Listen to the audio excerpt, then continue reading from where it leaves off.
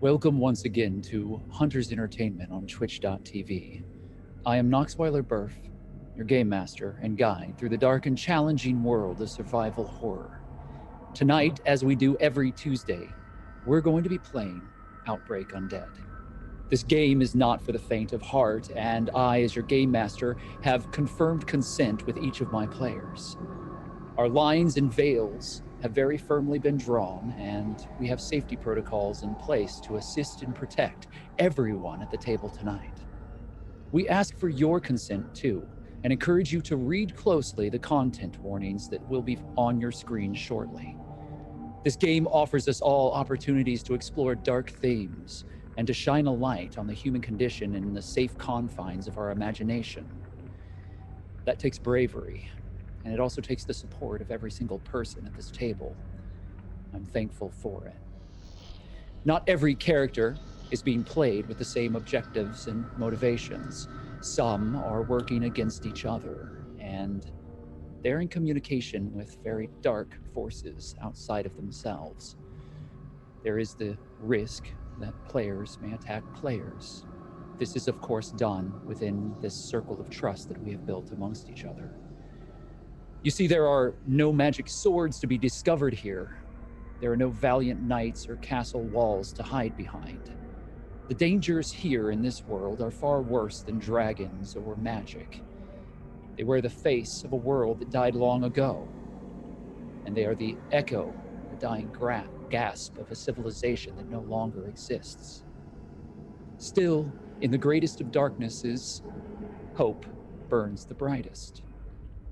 I would like to thank both JP Jara and Alex Hillman and the entire Hunters team for helping us to make this campaign possible.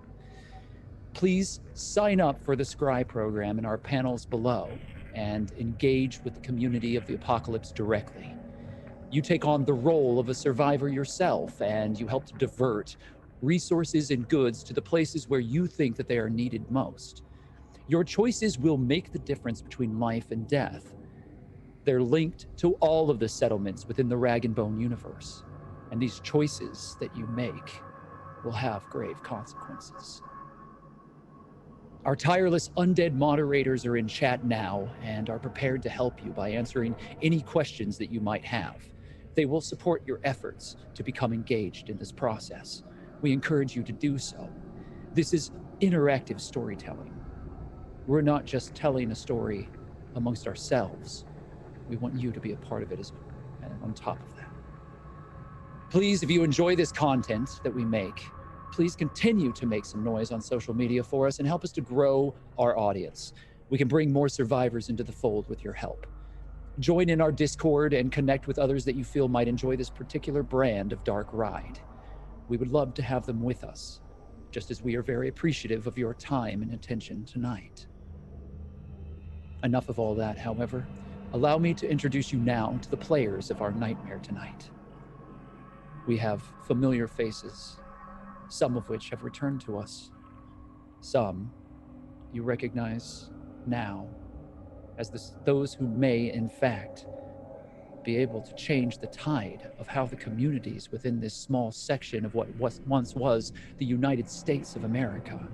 They may change it for the better or the worse. We will see.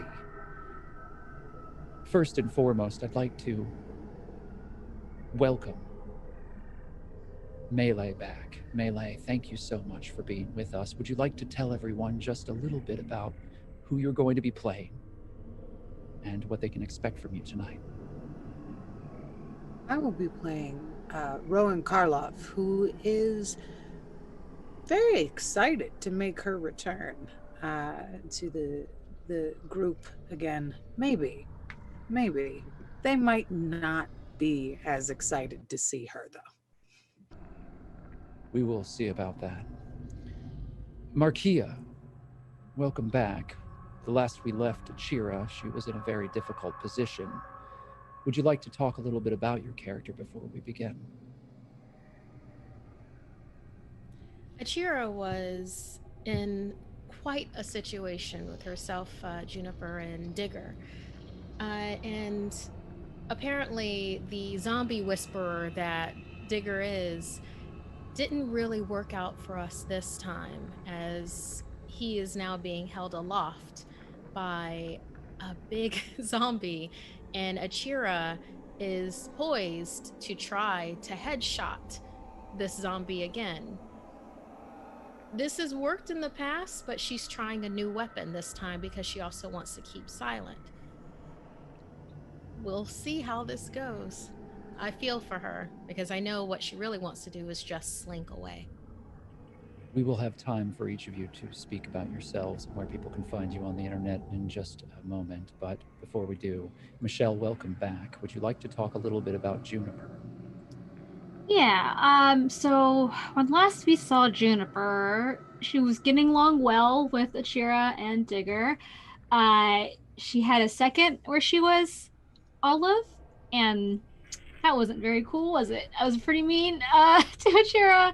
Um, and I think in this moment, I have sort of just kind of woken up Achira to help us with the situation with the Romero, and I don't know what to do. Pretty sure the last time this happened, we just ran away and somebody died. So, not sure what's going to happen here from here on out. But in general, in the last couple episodes, Juniper's been doing a pretty good job of being in control. We'll see how that goes with the roles tonight. Very well. Alex, you're back with us again tonight. We are very thankful for your presence here. Would you like to tell everyone a little bit about who you're playing? Yeah, I am playing Gravedigger, who is currently not so lovingly in the arms of a giant Romero. But Gravedigger is a scout of sorts, someone used to traveling amongst the undead who finds it rather comforting to be on his own and to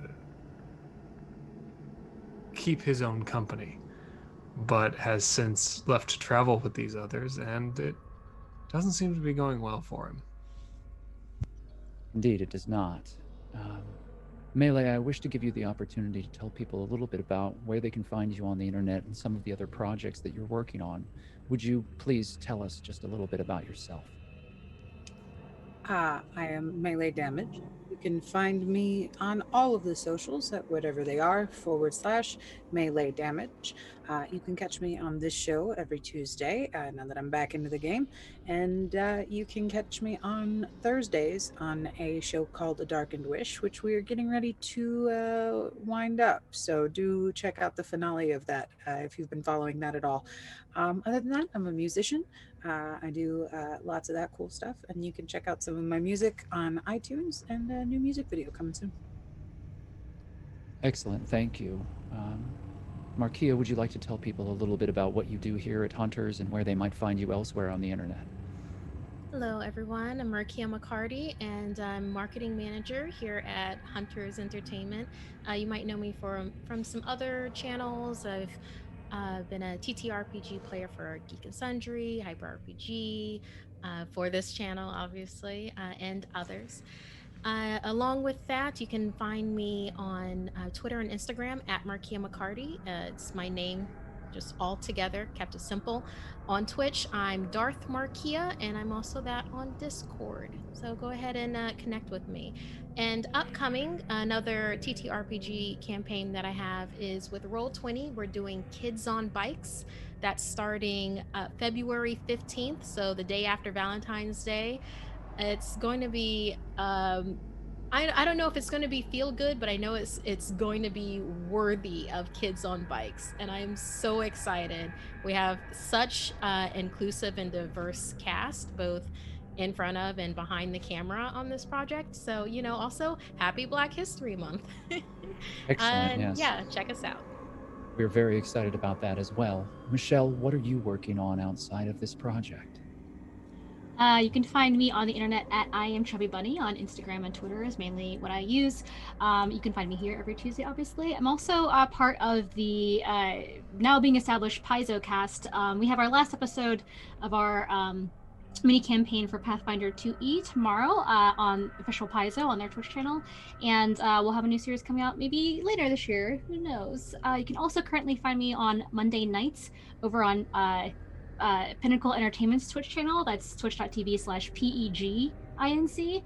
We are previewing the Savage Worlds Pathfinder collaboration Kickstarter, and it's been really fun. There's 4 episodes of that, plus a bonus prologue. So check that out on Mondays. And also, you can find me on the Total Nerd YouTube channel. I talk at the camera about video games for a long time, and it's pretty fun. There's a new video coming out tomorrow, all about the history of GameStop and stocks. It's very exciting. We're very appreciative that you're with us tonight, Michelle, and all of that sounds very exciting. Alex, do you wish to promote any projects that you're working on? Do you have anything that you wish to announce to us? Well, my name's Alex Ward. I am an actor who specializes in playing monsters and things of the like. Right now, you also probably know me from LA by Night, where I play Jasper. As of right now, on Fridays, on twitch.tv/JCVIM, we are in the midst of our season of Eclipse, which is an RPG we've been doing using the Mothership system, which is a lot of fun. And that's all I'm doing right now. Again, thank you for being with us. With that, we have so much to do tonight. I don't wish to stall any longer. There's a very particular situation at hand, one that is going to require our full attention. I hope you're all ready. We'll be right back.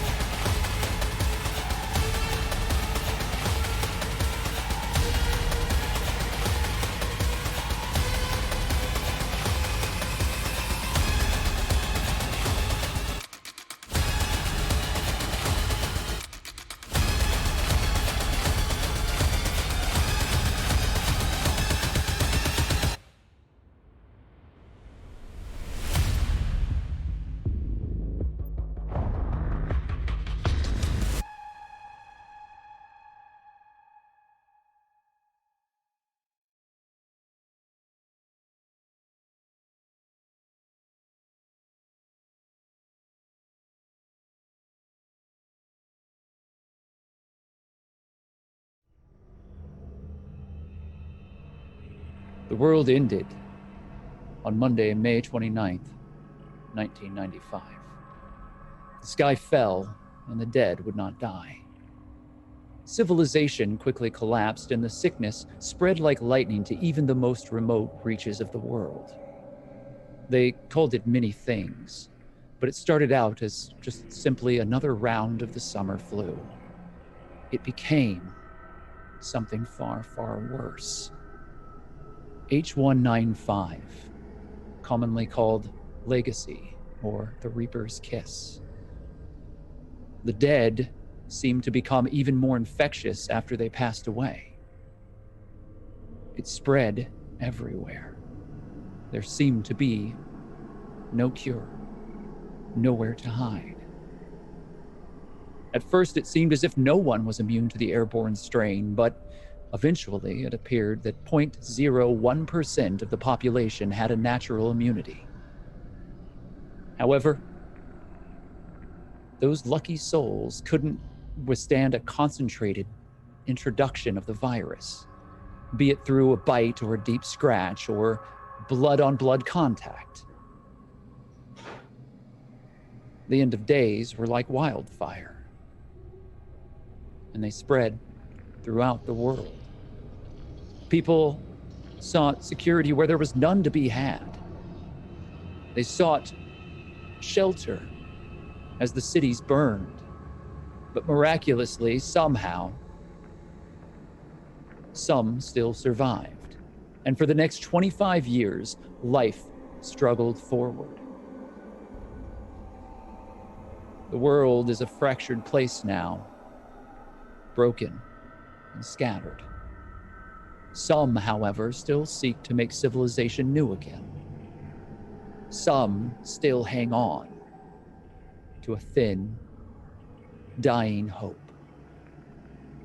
The Ender's Line, a group of merchants and travelers, use the old railway tracks to connect the small and scattered outposts and settlements across the Midwestern United States and beyond. They are a lifeline in a world that now belongs to the dead. It is with great, impressive action that those of you who are playing this game alongside us in the chat, watching us from a distance through the ether, you have managed to move mountains, and in one swift action, you have gathered enough subscriptions to make our goal mere seconds before we begin this adventure tonight. Due to your diligence and your loyalty, each of the players within tonight's game will be receiving 1 additional competency point. If we receive 15 additional subscriptions or 100 follows before the next session of our game, they will earn another competency point in the following game. We are very thankful for all that you do, whether it be through your attention or your sponsorship. Regardless, you are helping us to make these offerings better. And the Scry program below is going to allow you to directly interface with us and tonight's events. I do not know if what is happening can be stopped, but certainly you can help to make it somewhat better.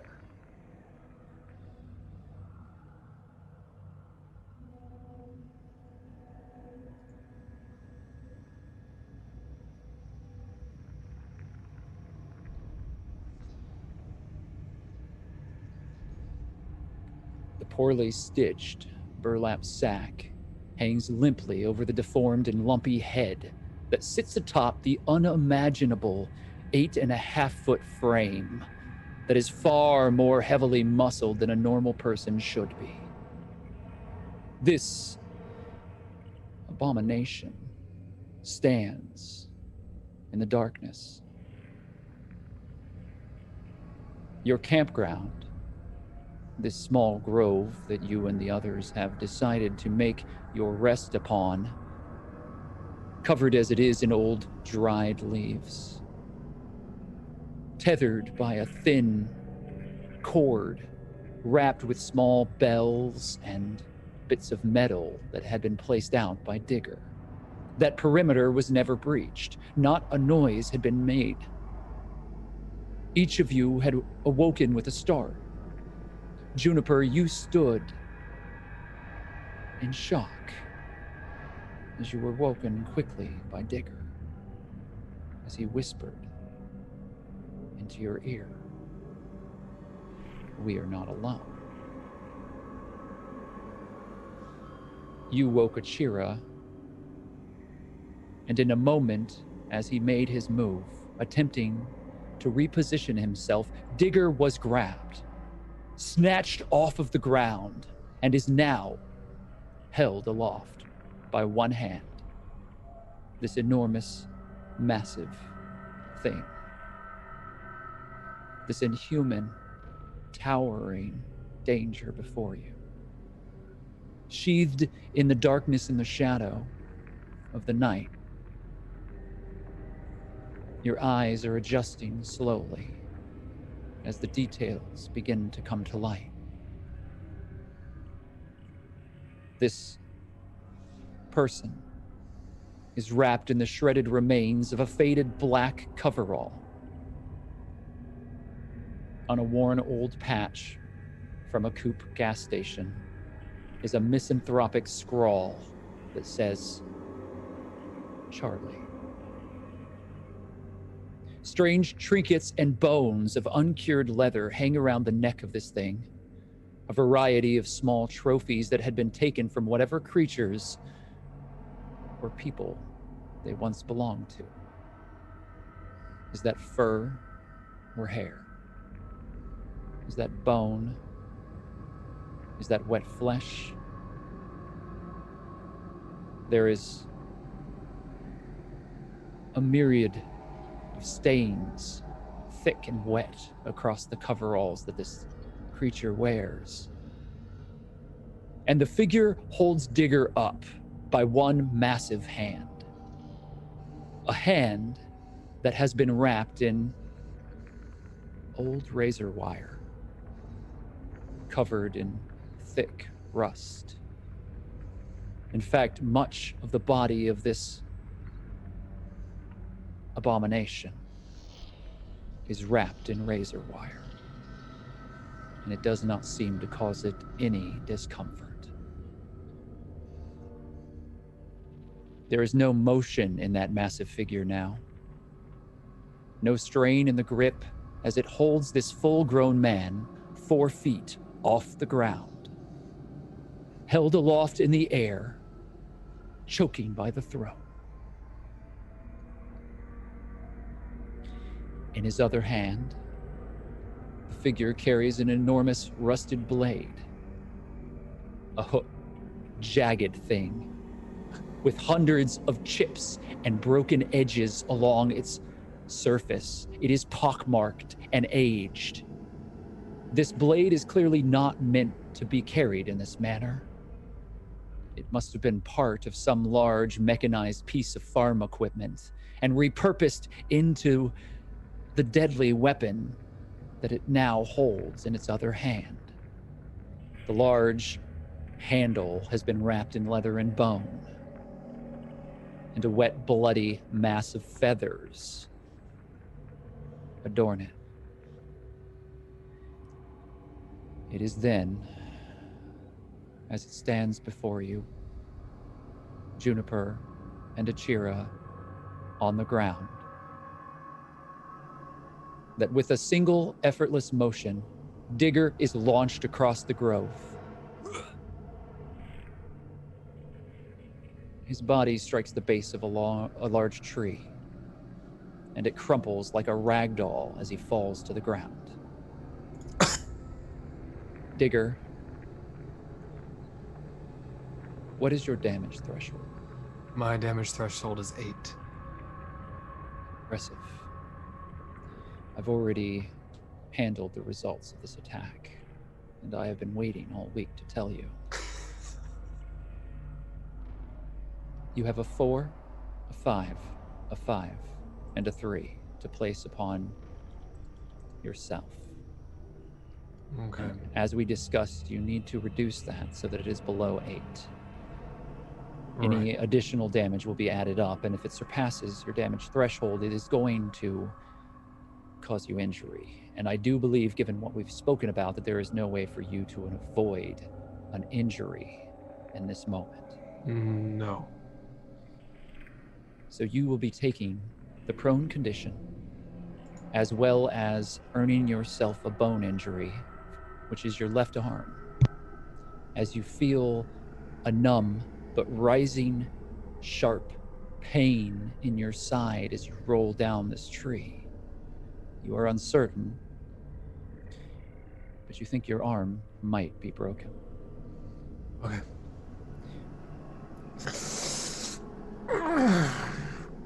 We will discuss what that means as we progress in this encounter. I would like to announce to everyone at the table tonight that you are in the middle of a location hazard.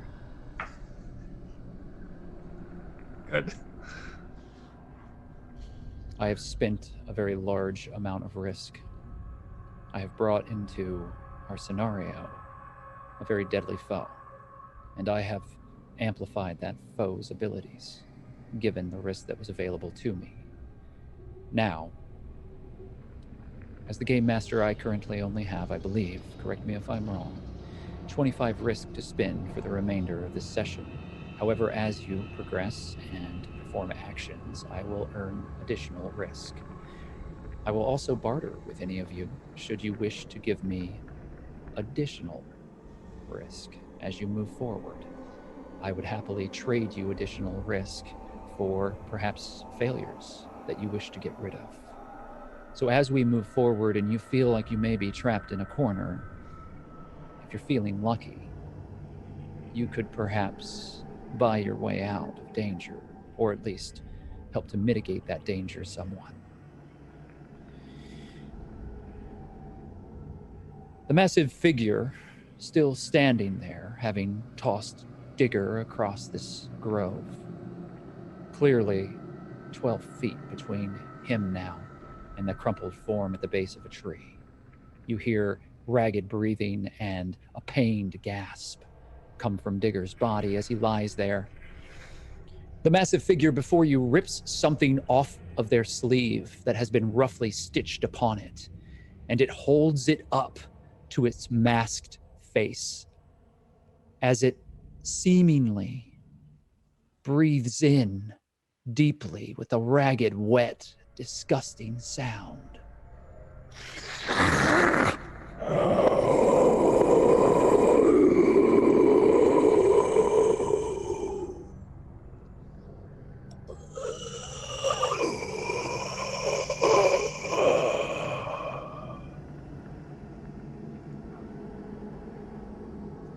It is dropped to the ground, but in the darkness it is unmistakable. Achira, you see a bright neon patch of cloth that is unmistakable. It is part of a rare find that you had made several months back, within the crates of a warehouse alongside the Blue Heaven line. It is a genuine O'Neill windbreaker, or it was. This is a small scrap of that jacket that once belonged to you. In the darkness, you see the highlighter green and pink color. It was your pride and joy until you lost it at Grey Ridge about a month ago. The lumbering thing raises its head and looks at you. And you cannot see its eyes in this darkness, but you feel them upon you. And with a gurgling mash of ragged breath, you hear, Achira.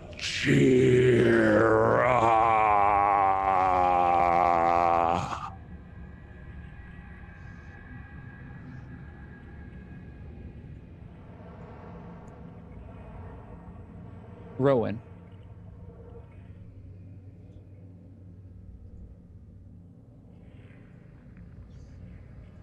You're out of breath. The confines of this place, the confines of that safe house, are now behind you. And even though you are still below ground in the mine shafts, removing yourself and the others from that situation alleviates much of the pressure that you felt. You feel your typical calm, cool demeanor returning. You see the strange, fresh-faced Kusanagi breathing heavily as well. He's shaking, running his dirty hand across his hair, and his eyes are darting back and forth as he carries with him the small amount of goods that he was able to gather before the three of you made your way outside of the bunker. You, Philippe, the other member of the Citadel that you have been traveling with, and this new lost little puppy that you've claimed as your own. He's smart. He's very smart. He's going to make a very welcome addition to the rest of your crew. This man is in his 40s, but he has a very youthful demeanor. He's very earnest, at least he seems earnest. But what you noticed about him while he was within that bunker with the others is that he's very good at keeping his cards close to the chest. He knew what he was doing.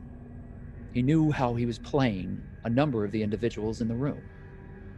And you've got a grade A indicator when it comes to people spreading bullshit.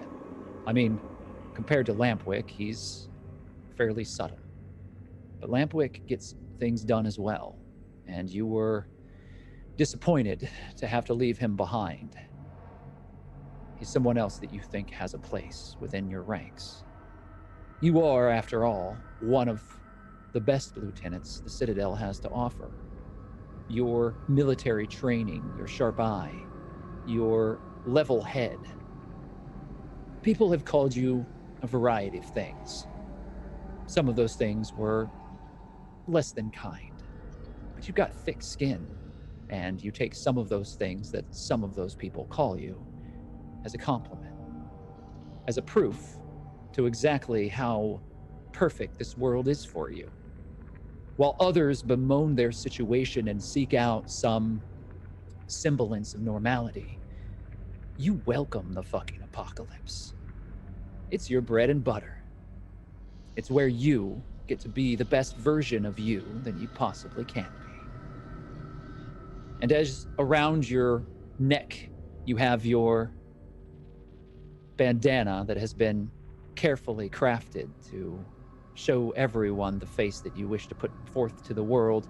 Your jacket is close to you, and all of your guns and ammunition are tight upon yourself as you step out and away from that door. It slams behind you. You know that Achira is on the other side of it, and that she's locking it, and that the others are going to be there. What they don't know, that you know, is that there is a key, not to that safe house, but a key to a much greater treasure.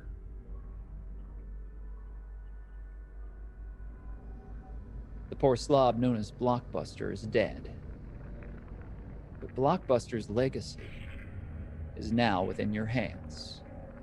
You know that with whatever information Kusanagi was digging through on those tape boxes, whatever was in those clamshells scratched into the side of them that he so cleverly thought that he was copying into his notebook, you know for a fact that he's figured out exactly how to find Blockbuster's hideout. The place of legend. Many along the Ender's line whisper about it. A single safe house, a storehouse, that is an archive of the past, holding more VHS, more old tech and resources than one can imagine. That poor dead bastard spent his entire life stockpiling the world that was. And if your intel is correct, there's something far, far more valuable in there than just tapes. And you're not only going to walk back into the Citadel with this information, you're walking into the Citadel with this information, with the individual who was smart enough to figure it out, and who also happens to be an electronic wizard. Someone who can help really bolster the infrastructure of your safe house. Add to that, over half of the medical supplies left in this hellhole. Not a bad supply run. Of course, Dr. Maria Espinosa is now very dead. And due to that fact, you need a little bit of time. You know that. You know that if they catch on, or if they decide to try to make amends with Kusanagi here, that things could go south. So, between yourself and Philippe, while Kusanagi gathers himself and calms himself down, you've enacted a little safety protocol. Philippe walks back up to you, smiling ear to ear. Well, fuck. I would say we can do this now, or we can do this later, boss. How do you wish to do this? And he hands you a small mechanical device. A plunger that is connected to a set of wires. Do we give them a chance to reconsider, or do we just blow the thing? Well, see, Philippe, now, I like the spunk in that group. I don't think the blast will kill him. I think it'll just keep him there and hold him off for a little bit. If it does kill him, to each his own. The one did off that bitch doctor, so I mean, like, she's got a little bit of karma coming to her, you know what I mean? Yeah, no, I think we have what we need. They should be fine. And I'm gonna go ahead and hit the button. Yeah, Philippe is just smiling ear to ear, and there's an explosion as you hit the button, and everyone gets rocked forward with no preparation whatsoever, without stopping or crouching down. Everyone takes a very large step back as the section of mine shaft about 200 feet down erupts with this plume of dust and smoke, and your ears are ringing. Fuck it all to hell! A piece of the merd! Fuck!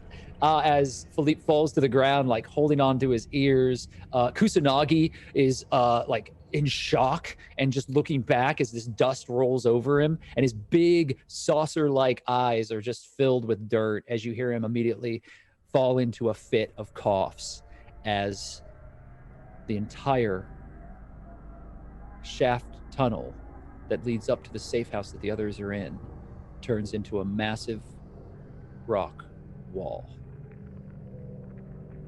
And you're standing there, Rowan, as the dust clears. You're the only one still on your feet, although you did have to take a massive step backwards. Yeah, you get that up. It's good for you. Just every now and then, it makes you feel like you're alive. Just keep coughing. No, I agree. They that doctor was going to do bad things to all of us. I see what you were going for, but isn't that going to kill them? No. It's placed a little ways away from them. Don't worry about it. Worst case scenario, unless somebody was just wandering off on their own and get hit by a rock, something like that, that could be a little dangerous. But if they're where they were when we left them, they should be all right.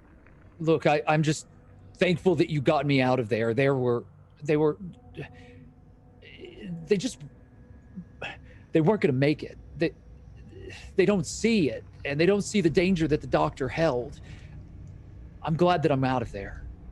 And he's clutching onto his bag very closely. Between you and me, if anything, I feel like that bought them a little more time too. Any of these Romeros wandering around here might hear it, but definitely can't get past that. So they got a little wall of protection around them. But why don't you hang with us? You're right. They probably weren't going to make it on their own. And I like the cut of your jib.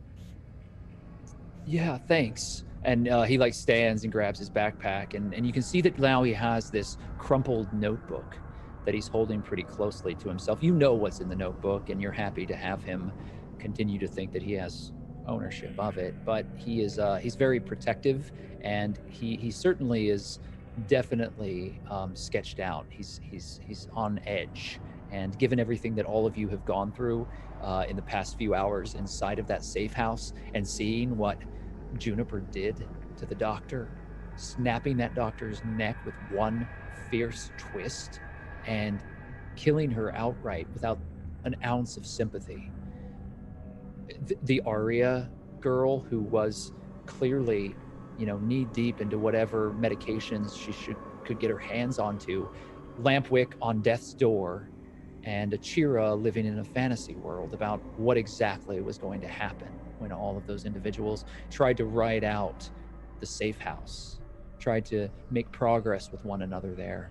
You have no doubt that you've made the right choice. And Philippe stands, dusts himself off. Well, fuck. Hey, boss, we should probably get moving. Yeah, it's getting a little long in the tooth around here. I would hate for us to have to be down here any longer than necessary, I agree with that. And Kusanagi, yeah, come with us. And you know what? You look a little shaken, but don't worry. Me and Philippe here, we know what we're doing, and we're gonna watch your back for you. You do not worry. Yeah. And if I might say, I feel real bad that your boy Blockbuster got mixed up with them, and that's probably how that whole thing happened. But I'm real proud that you're carrying on his legacy. There is no doubt. Because of them, Blockbuster, yeah, is dead. It is not. There's nothing to be done, yeah? It is their fault. So you have chosen the right horse, yeah? Let's go to the Citadel. And Philippe, smiles and kind of taps Kusanagi on the back, and you two make a very sustained eye contact as you begin walking Kusanagi out of those tunnels. It takes you a few hours. You make your way out. You make your way back into the utter clusterfuck that is Grey Ridge. The fires have barely been contained. There are members from various communities all over the place, and there's just a scattering of gunfire as a number of individuals continue to clear out the lurkers, the Romeros, the walking dead, the living dead, as they continue to swarm and mill about this place. They're nowhere near the same numbers that you were dealing with when everyone first took refuge underground. However, because of the refuge that you took, it bought the others some time to begin clearing out this mess. And off in the distance, you see Sharky's tank rolling back, pulling itself away. It seems to still be functional. It's got a healthy amount of char across the side of it, and there's a large swath of rotted flesh and blood that has been splattered across the side of it. That tank makes its way slowly across the field as you notice the rest of the Citadel are following the protocols that were left in place. It's time to get the fuck out of Dodge. And that is exactly what they're doing. On your back, having stopped at a few of the safe houses that were indicated on the map that you're carrying, you have gathered the lion's share of the medication that was left below ground. You, Kusanagi, and Philippe are each carrying 2 very large bags filled with painkillers and antibiotics. This is the gold that you were sent here to find. And unfortunately, the doctor didn't make it. However, you're quick to start making your way across open territory. Tell me how you're going to move your small unit into the correct position to arrange a pickup. I'm gonna try and be as stealthy as possible, just to not scare Kusanagi any more than what he's already been through, because I'm definitely trying to earn more of his trust. So I'm gonna take more of a protective and kind of stealthy stance to get over to the rest of our group. So you're going to do this fairly openly? You're not going to try to conceal your presence? Oh no, definitely trying to conceal the presence a little bit. So why don't you make me a stealth check then, Okay. and we'll take a look at how that goes out. And I'm going to allow your stealth check to be compounded by the rest of your group. So I'm going to roll for Philippe and Kusanagi as well. And we will add their successes or failures to your roll for your unit. Do you have any benefits or things that might change the fact that you're moving in a formation at this moment? I am not entirely certain. Okay, well, if you don't see anything off the bat, I'll take a look for you here and see if I can offer any indication. Meanwhile, we do need you to make a, go ahead and make a roll for your stealth. And there are no dice of difficulty that we're going to add to that. There's 2 successes. Okay, so you have 2 successes, and I have 3 additional successes to add to that. I'm not going to look for anything else because that's 5 successes in total. 1 from Kusanagi and 2 coming in from Philippe. So with that, collectively, your group has 5 degrees of success. You move quickly and quietly across the battlefield through the burnt, damaged remains of Grey Ridge. And as you make your way over to the rest of this small concealed caravan that is hidden on the outskirts of the tree, past the tree line, past the fields. There are fields where the survivors of Grey Ridge had planted a number of the dead, where they had chained them into position within these fields of mud and tall grass to protect the area. And these Romeros would be a bit of a perimeter to what was once that farmhouse. However, all of them now seem to be dead, as there is a swath of dead bodies and rotted corpses that line the muddy ground here. And you and your unit creep their way through the remains of the wall and back out into the wilderness beyond. In the tree line, you see a number of vehicles, probably about the same number of vehicles that were actually engaged in the fight, waiting there. And they all have camo netting and other elements that are covering up everything. And all the metal on these vehicles has been painted a deep camo or black to conceal them and make sure that there's no glinting of glass or metal from the tree line. And you see members of the Citadel armed to the teeth waiting there. And from time to time, you'll see survivors that are running out and individuals that are seeking to escape the horror of what remains to Grey Ridge. And if individuals from within the camp don't do anything about it, and they start to make their way to the tree line, there's the pop of a silencer, and another body drops into the pile. So you and your group walk into this, and you see a number of individuals here that have been waiting for you. And while vehicles are hard to come by here 25 years after the world fell, it is no small thing that the Citadel has accomplished.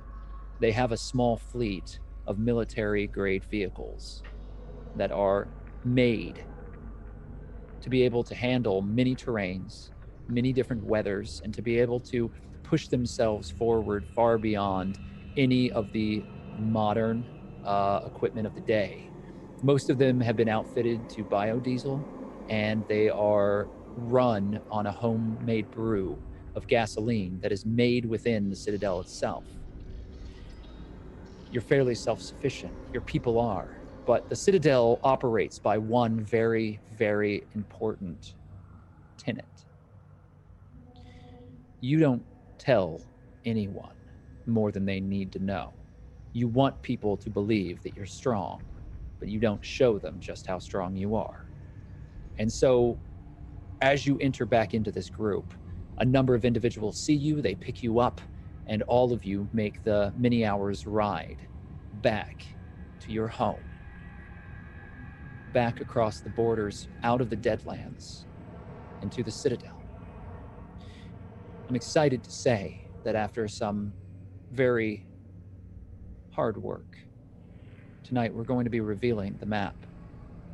And you're all going to see exactly the regions that are known to much of the Ender's Line.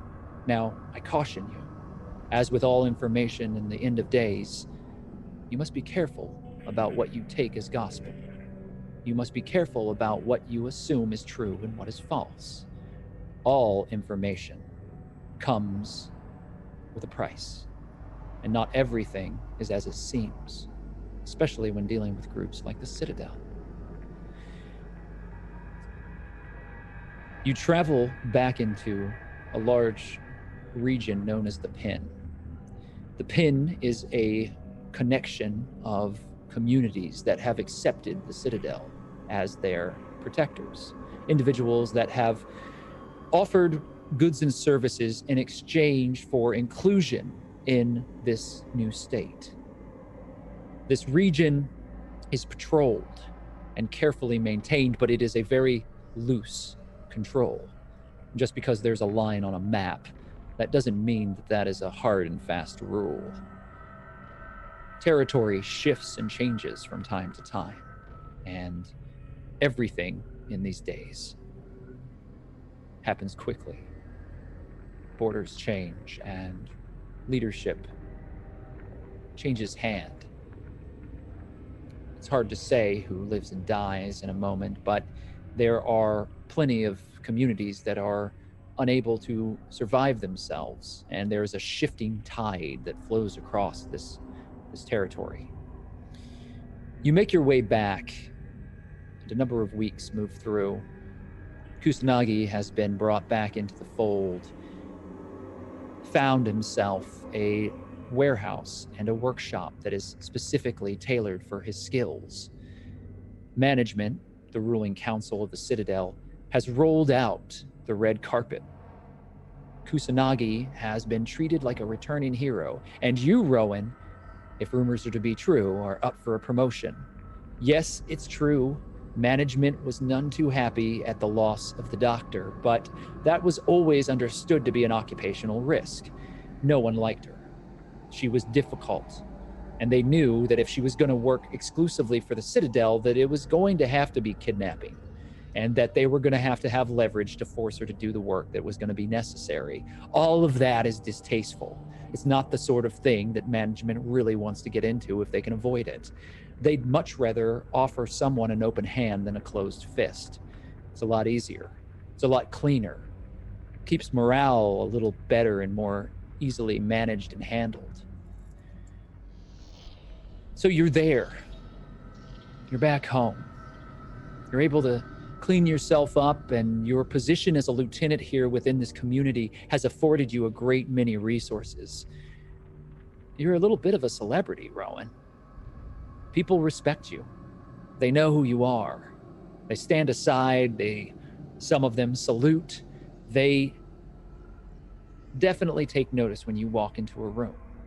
And any sort of shenanigans or nonsense are quickly put absolutely out. They know that you won't handle any sort of bullshit. And that if they're reporting to you, that you want the facts. You want them clear, you want them straight, and you want them right away. Any sort of meandering or half-truths will only get you into a deep world of shit where you come from. And so you're here now.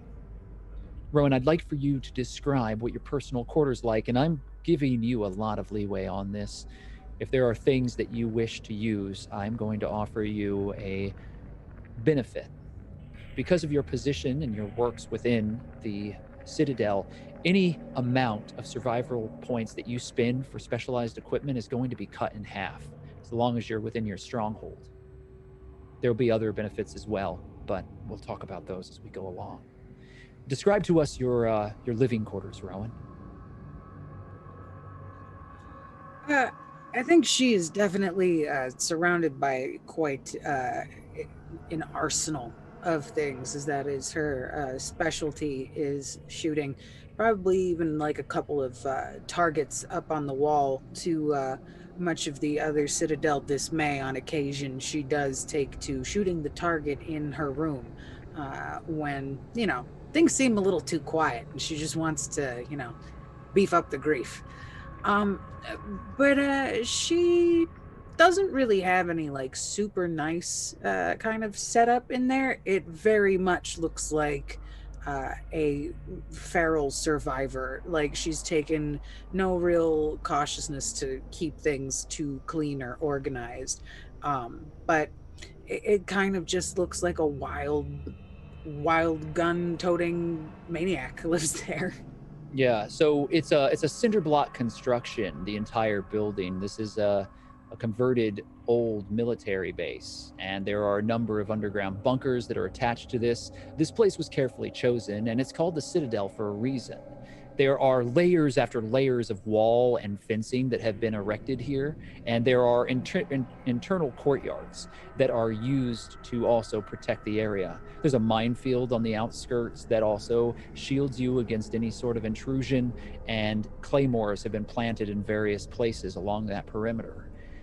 There's a huge makeshift windmill that sits outside on a shattered parking lot where the asphalt has gone to ruin, but it's been maintained as best as it can. It's more gravel now than anything else, but it produces a number of grain possibilities for you and the other survivors that stay there.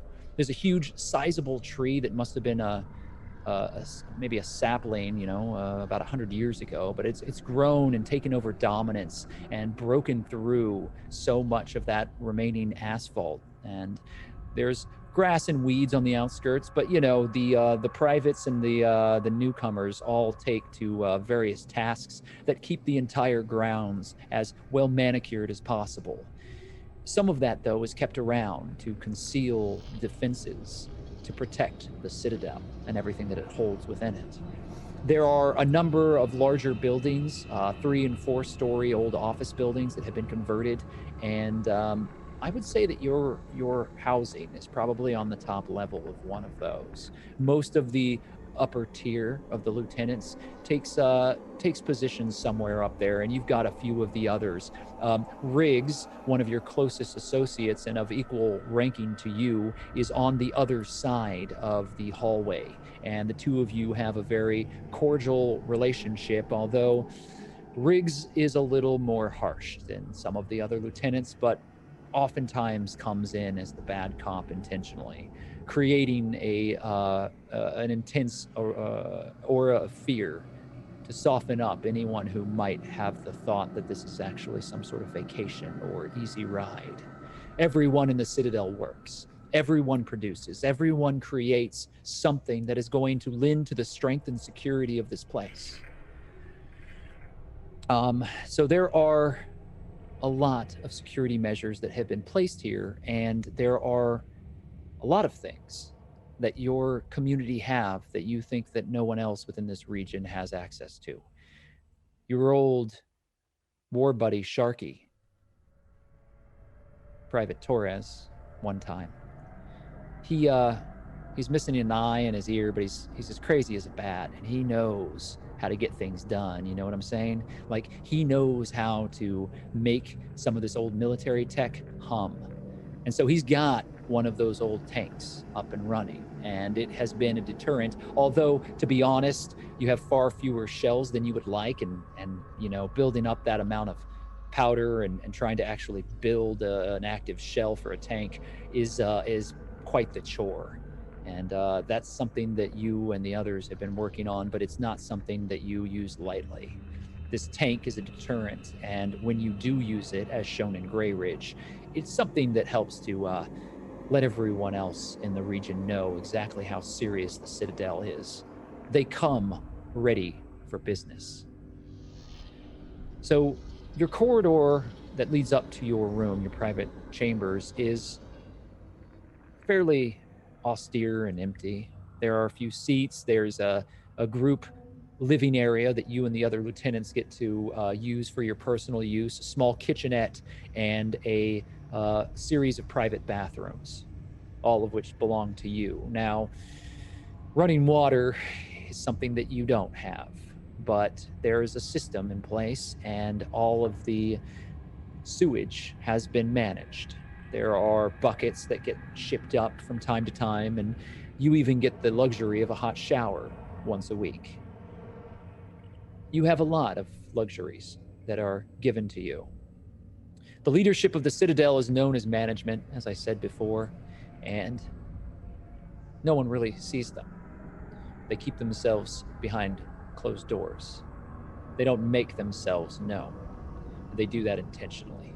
It's through the lieutenants that anything gets done. It's through the lieutenants that business is handled. Management stays management. Nobody asks questions. Nobody digs too deep. They are on base, of that you're certain. You get missives and notes. You have walkie chatter that comes through, and you've spoken to them over a course of time. Not face to face, but you know that when they talk, everyone here listens. Because for years now, the Citadel has purred like a kitten. It's survived. It's thrived. And in a world where so many want so much and suffer so much, this place is a paradise if you're willing to work for it. So you're in your room, and there's a knock, and you hear a very clear, which you know can only belong to Riggs. He's the only one who knocks that way, and you're fairly certain that you know exactly who's on the other side of the door. I walk up to the door and just kind of finish the other 2 knocks before I actually open it. And you pull that door open after knocking on it twice, and sure enough, Riggs is there. Riggs is older. He's in his 40s as well. He's got a close-cropped, dark set of hair that's military trimmed. Has a lot of scruff, unshaved probably for a few days, although it seems like he tries to keep up with it, but these days, who really cares? However, the rest of his garb is fairly well maintained, even though it is showing a little bit of wear and tear here and there. You see a military jumper and a jacket, and it looks like an old pilot suit actually that he's wearing, and it has his name and his old tags are tied to it. You never served with Riggs. He was a totally different branch. He wasn't part of what you were dealing with back in the day, but you all have bonded on your shared military history and how you're able to reminisce about what the world was like and how you were uniquely prepared to come into this brave new world that you found yourself a part of. Regardless, Riggs is smiling broadly. Glad to see you're back. It's been a few weeks. I know we've been, spending a little bit of time trying to figure out what's next, and I wanted to show you something that I figured out. I think you're gonna really, really like this. Well, with that smile on your face, I'm sure it's wonderful. I'm very excited for this. Yeah. Oh no, trust me. This is something that we've been working on for a little while, and I'm excited about it. I gotta say, very very little in this harsh world that we live in, Rowan. It doesn't get me going the way it used to, but from time to time, there's a glimmer of hope, and I kind of see what we're doing here and what it all means, and it becomes clear. So let's go check this out. What do you say? I'm right behind you there, Spiffy. So the two of you walk down a set of hallways, down some stairs. You enter out into the main corridor, and you work your way back to a training ground that is on the far side of the compound. And you walk past the warehouse that holds the swimming hole, and Riggs just kind of looks at it lovingly as the two of you continue to walk past and towards this open field. There's a number of small shacks and buildings that hold a variety of different livestock. Some of them have been converted to hold Romeros. They're being held in pens and contained within a certain space there. And Riggs walks up to a fence, and there is a scaffolding that has been built there, and he looks to you and smiles and starts climbing up the scaffolding and takes a place of a position up on top of the scaffolding so that you can oversee this entire field. So, tell me a little bit about what happened with the doctor. I know you've already made your reports to management and all of that, but kind of wanted to hear it from your mouth first and foremost. I gotta say I was impressed. That kid is good. I mean, that he's not a kid, but man, he acts like one. He won't shut up about that cartoon shit. But yeah, tell me about the doctor. Well, when I got to Grey Ridge, that place was very overrun. I'm sure you've heard quite a few stories before about her being a pain in the ass, and she was no less of a pain in the ass this time than she has been every time we've tried to talk to her. The group of knuckleheaded kids found her. Now, I say kids, they were probably about the same age as me. They just acted like kids. But I don't know. She tried to get down into a safe place in the mines. I don't know why anybody ever thinks mines are safe, but nonetheless, I guess that's why we survived and they didn't. Kusanagi proved mighty useful down there, though. You could tell he's real smart, real good talker too. I think he's gonna be here for a long time. No shit about that. I'll tell you, that kid has already managed to refit most of our generators. We're getting twice the power output that we were getting before. So you've got me convinced. I've always trusted your judgment anyway. Hey, you remember that, from Ironheart, that real loudmouth named Jerry? Oh, that rings a faint little bell. There's a lot of loudmouths around here, though. I Yep. know it's a fucking epidemic, and we got to deal with it. But like, yeah, this particular loudmouth, this Jerry, he was out of Ironheart and promised to sell us all that info. You know, let us know exactly what's going on in those territories and where the communities were getting some of those surprising bursts of ammunition and goods. I don't think that was coming from the Enders, and I don't think you thought that either. But regardless, you know, we called him Loudmouth Jerry for a very good reason. He has a loud mouth and he's willing to sell his own people out. Hey, we're okay with that, but we're not going to trust you any further than we can throw you. However, turns out we didn't throw him far enough. Oh. Yeah. So this Jerry managed to get out past borders. And as it turns out, I hate to inform you that there's some chatter on the wind. Some talk about specifically you and some of the things that happened out at Grey Ridge. What is this Motormouth saying? Well, he's saying that you and the others weren't able to hold your shit when something went south. That there was something about, and trust me, I know this sounds like a load of bullshit, Romeros that talk.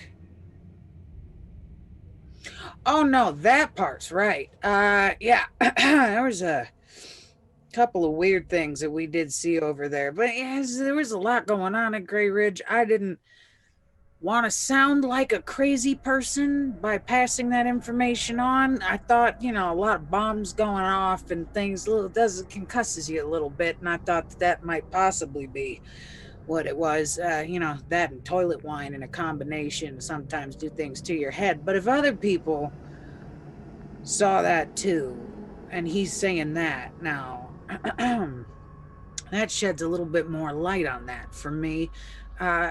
We held our shit together as best we could, and I guarantee you it was believe one of those Enders that actually cost us the doctor. And though try as hard as I might to charm her, again, as I said, it did not work. But yeah, the talking Romeros, that's a big fucking problem.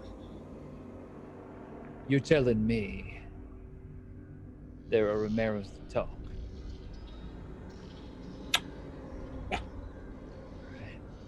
I've never known you to shoot me anything but straight, so I'm going to just take that at face value, and we're going to be coming back to it. But real quickly, no, you got to see this shit. I brought you out here for a reason. Let's get into it.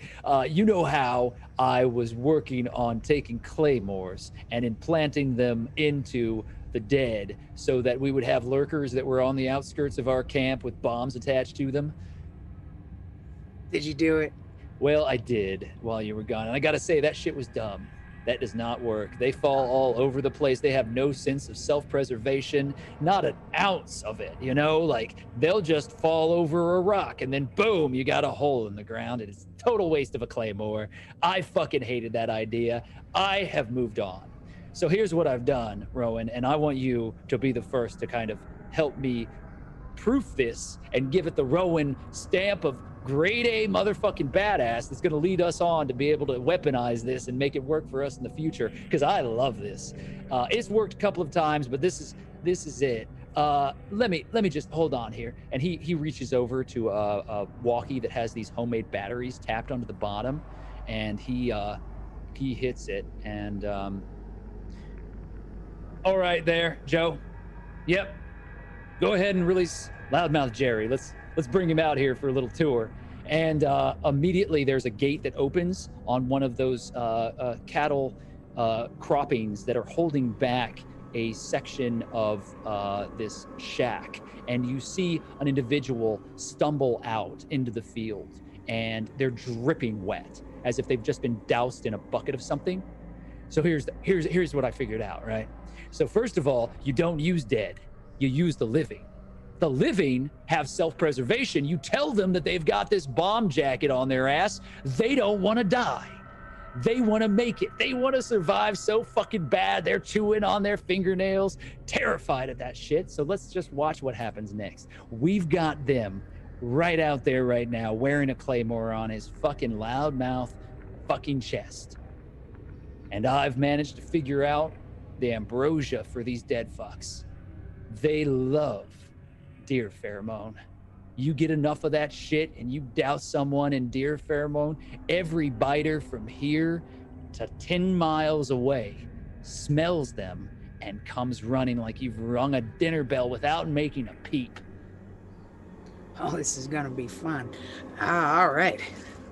So the individual there is like stumbling forward and has this strange vest with like chains wrapped around him, and he's sort of it looks a little like what used to be referred to as an accountant, and you're not sure. It's little soft around the middle and balding, and just has kind of a bedraggled old look to him. Can't be, yeah, probably in his like early 60s, and has a gross scraggly beard. It's unkempt and is just drenched, soaking wet in all of this deer pheromone.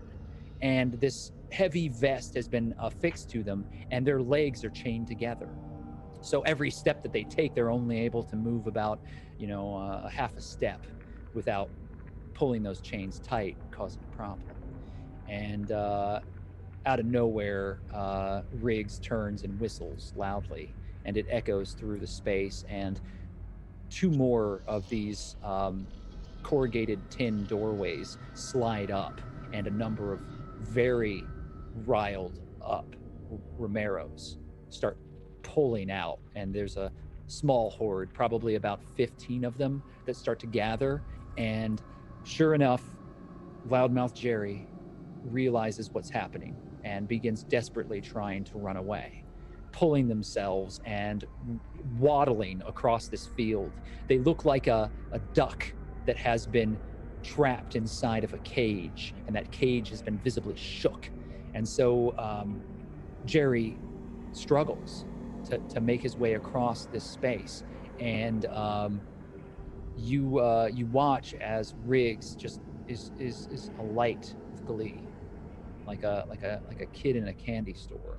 His smile is ear to ear, and his eyes are bright with this almost demonic glee.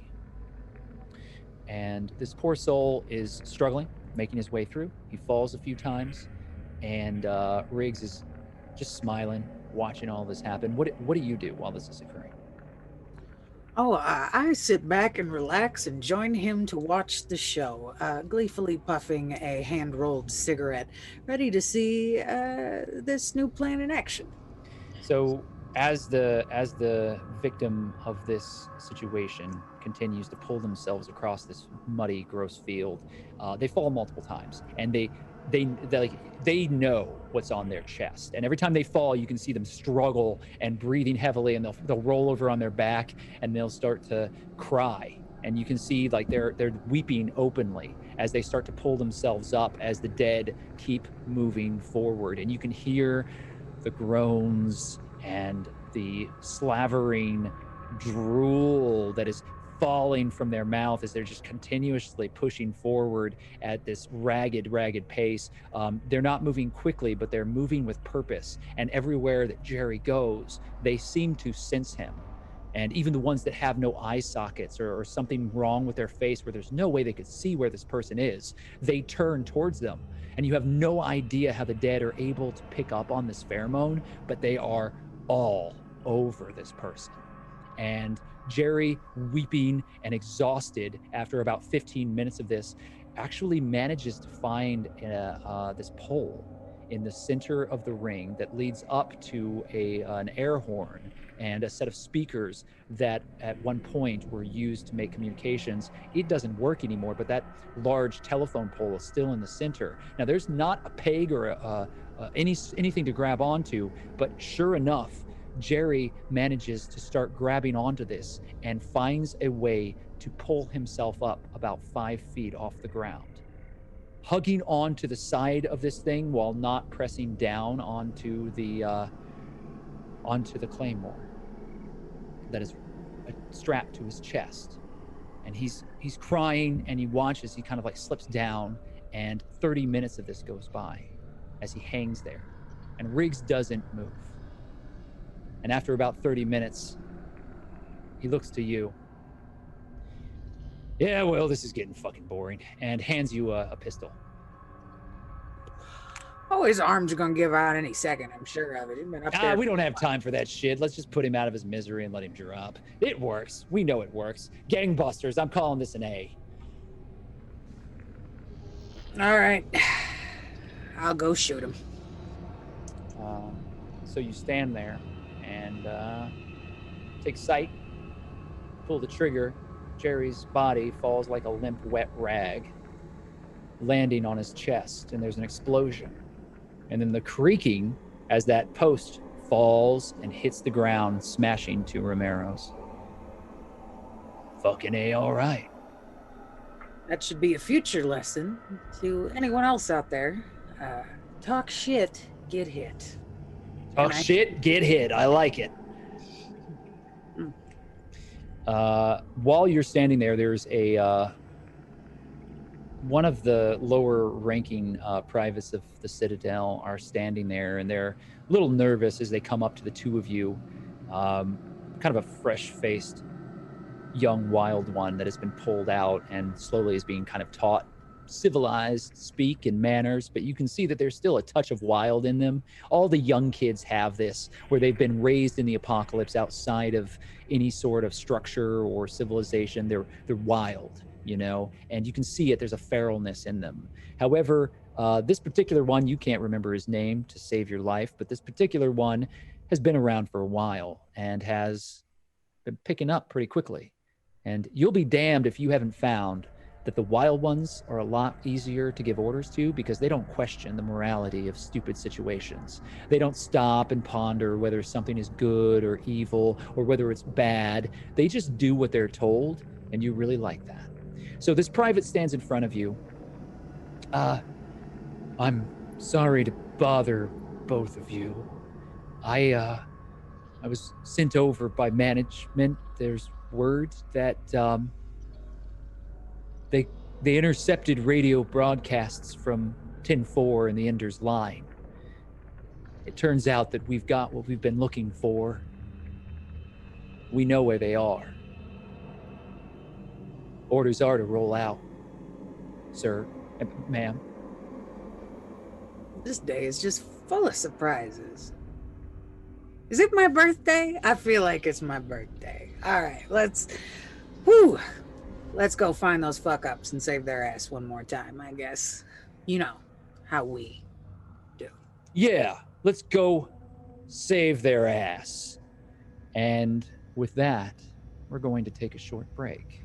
Please don't go anywhere. When we return, we'll be moving elsewhere and dealing with another situation.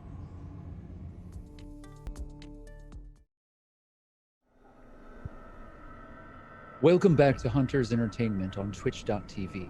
We are playing Outbreak Undead, Rag and Bone. This campaign has been going now for a number of weeks, and we have watched the evolution of a number of characters.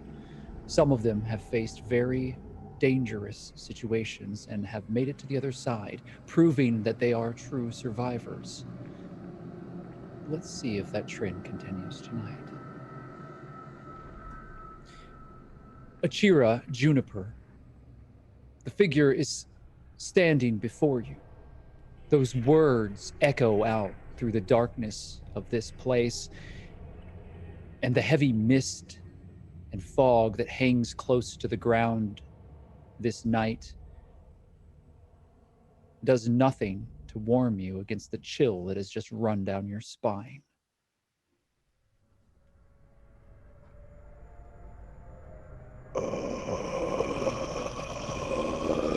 Chill.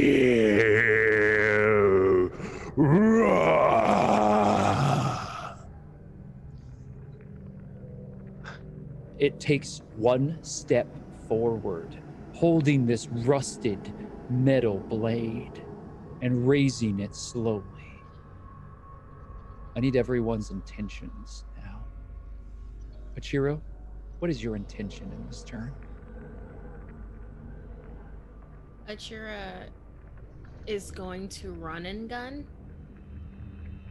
So it's shooting at this thing with her compound crossbow that she has on her hand, that she has mounted, and get the heck out of Dodge. This is a shoot and run. However, we As handle that. as you are always prepared with this, there's a bolt that is loaded within it, and you turn and you fire. Um, Given the situation, I need you to first make a composure roll. That composure roll is going to determine whether or not you panic. Juniper, I would ask for you to do the same, but panic is not going to be the issue if you fail this composure roll. You have succeeded at the other composure roll that you had made when you were first alerted, so there will be no dice of difficulty added to this, neither for you, Achira. Digger, you also can make a composure roll. Okay. And I will remind you once again, though I said it earlier in this session, this is a location hazard. Copy. So, Juniper has succeeded with 1 degree of success. Achira has failed with 2 degrees of success. And Digger, perhaps very appropriately, has also failed with 2 degrees of success on composure. The degrees of failure are 2 for Digger and 2 for Achira. What would you like to do about this? Would you spend competency, or perhaps you would like to trade? As I said earlier, I would be willing to trade you degrees of failure for risk that I can add to my risk pool. What is the exchange rate? For you, 25. For me, This creature very much has been looking for you. For you, 50. I'll make the trade. How many degrees of failure will you sell me? I thought it was 50 for both of them. Is it not? It is 50 per degree of failure.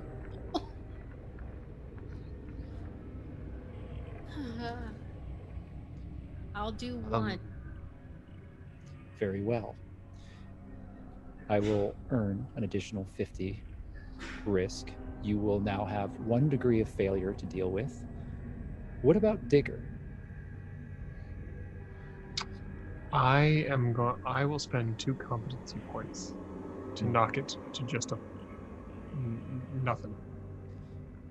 Welcome back, Alex. I'm very glad that you're with us. However, I really must inform you that as a game master, I do not allow washes to be anything other than a failure. It will not have a negative effect on you, but That's fine. it will be counted as a failure. That's okay. I don't perceive Digger to succeed in this moment, but I want to try and make it as not catastrophic as possible. And in Outbreak Undead, when you fail something, there are often effects that can be triggered because of it. So knowing that information, do you wish to fail this? You can spend competency amongst each other. You are in a group. So if you wish to help one another or to pay with either risk or survival points, you may also help one another here. I will spend 1 more to give it 1 degree of success. Very well. So you have succeeded at the roll. Yeah.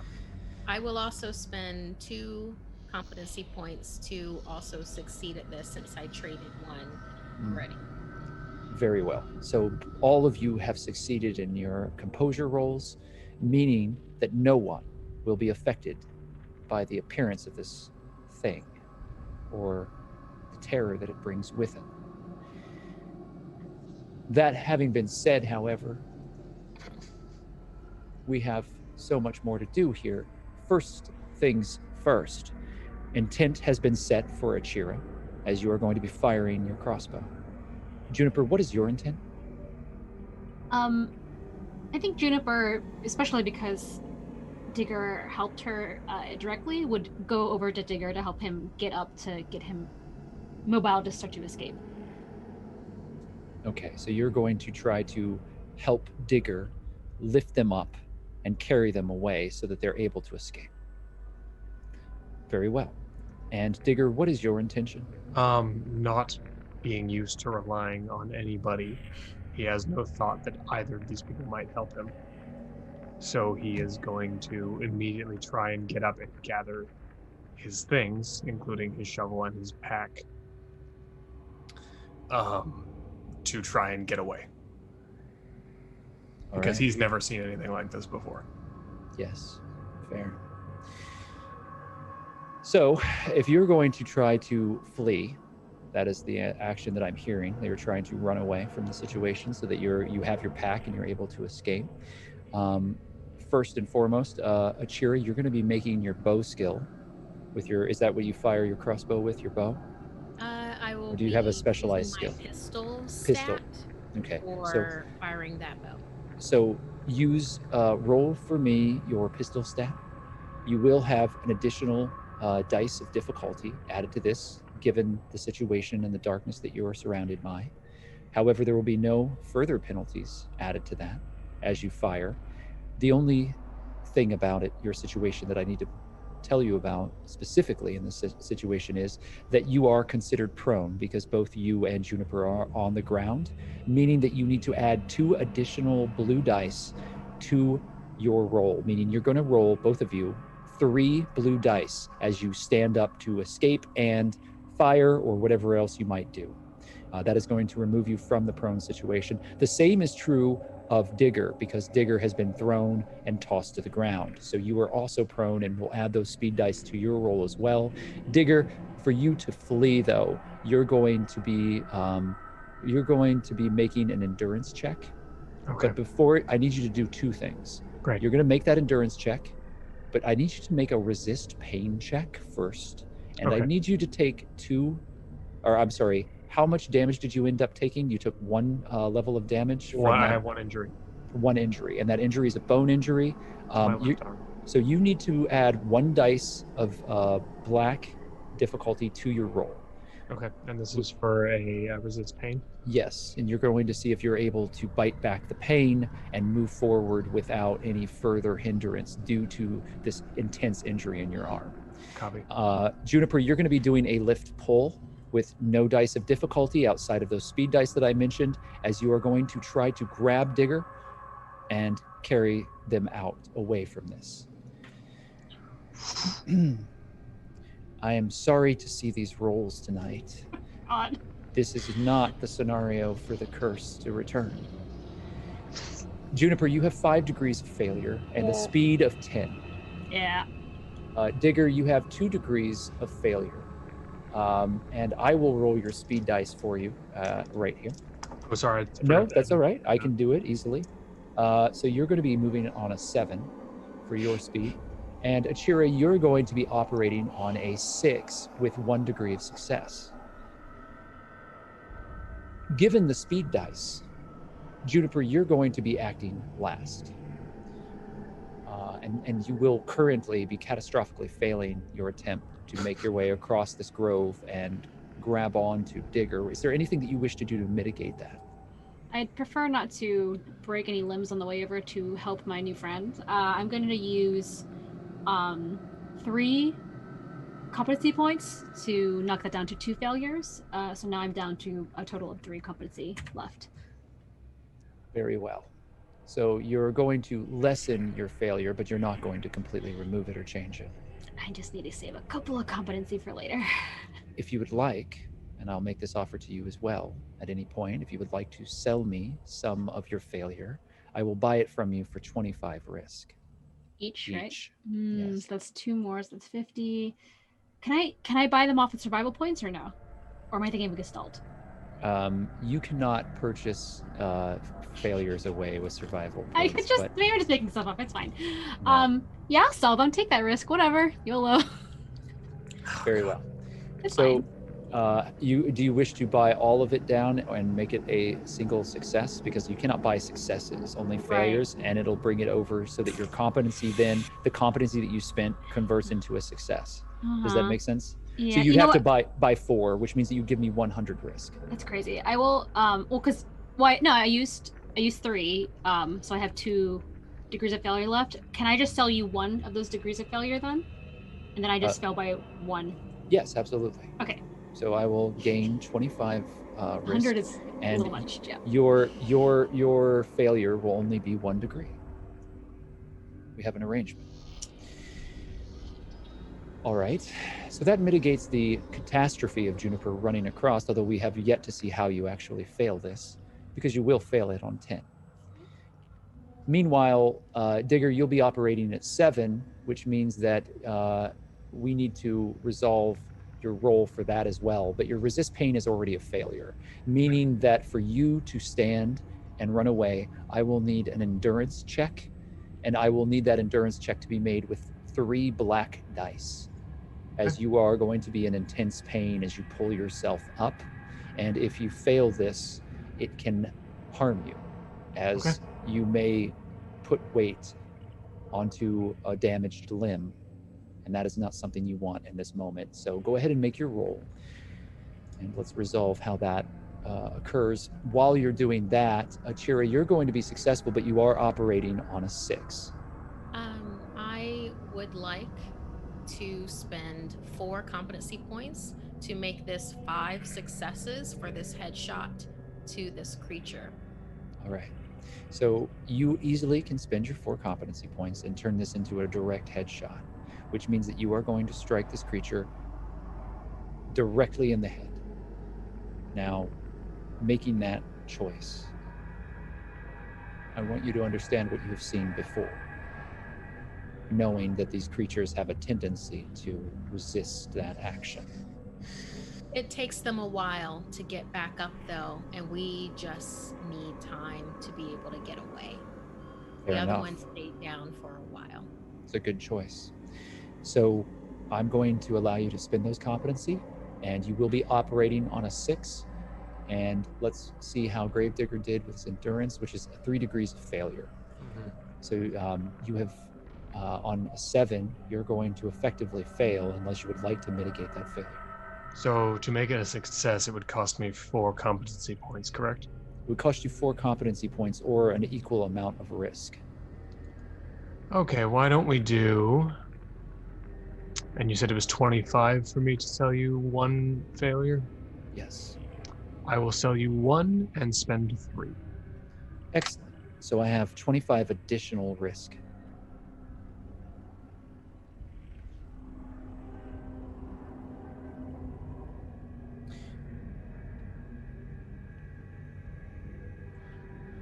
JB, can you alert me to the total risk that I currently have? 151 risk. Very well. Now then, the actions begin resolving themselves. However, the first of the survivor's actions will happen on a 6. Your opponent operates on a 4.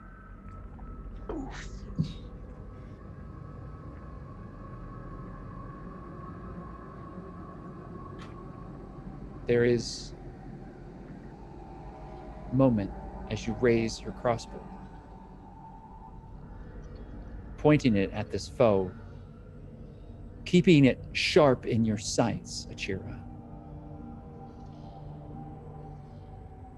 As this lumbering, unbelievable mass of once living flesh pulls itself closer to you and raises this enormous rusted hook, looking directly at you. Its mud-encrusted giant foot that is sheathed in scraps of leather and rag steps upon the scrap of jacket that it has dropped there, and the colorful neon scrap of that O'Neill windbreaker disappears into the muck and mud as the hook descends down upon you. You will get the opportunity to make a dodge roll here. That is going to allow you to potentially mitigate some of this. As it cuts through the air, this enormous metallic nightmare of a blade descends down upon you with all of the strength and force that this thing can muster. Is there any way that I can use my climbing gear or maybe survival kit or my recon gear? You were operating outside of the confines of your camp. If you had been on the road or ready to move, I would have said yes. But you are not. You have been woken, your things are scattered around you. You had your crossbow at your side, as you always do, just in case something happens. But for you to be able to pull out equipment and do a sustained action, no. This dodge is a moment of fear. This dodge is instinctual. It is what you are doing in the moment to try to escape whatever fate this hook will have should it land upon you. So you can make the roll. I will not add any black dice of difficulty to your roll, as I do believe that Achira is very trained in moving quickly, in operating in the shadows and the darkness. How many competency points do you have left? I have 3 left.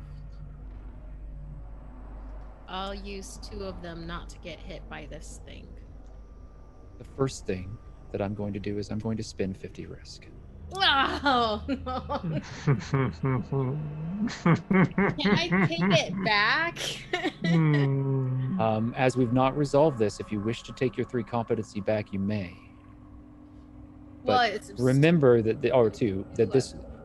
this may mitigate the situation. I would suggest you have 1 degree of failure on your dodge, meaning that if you spend 2, you will have 1 degree of success, and that 1 degree of success will lessen the degrees of success that this abomination has as he strikes at you. I'll use all of them. Okay. Well, I have 0 competency points. I have used 3 on dodging this thing that knows my name. We're gonna die. Shut up, Digger.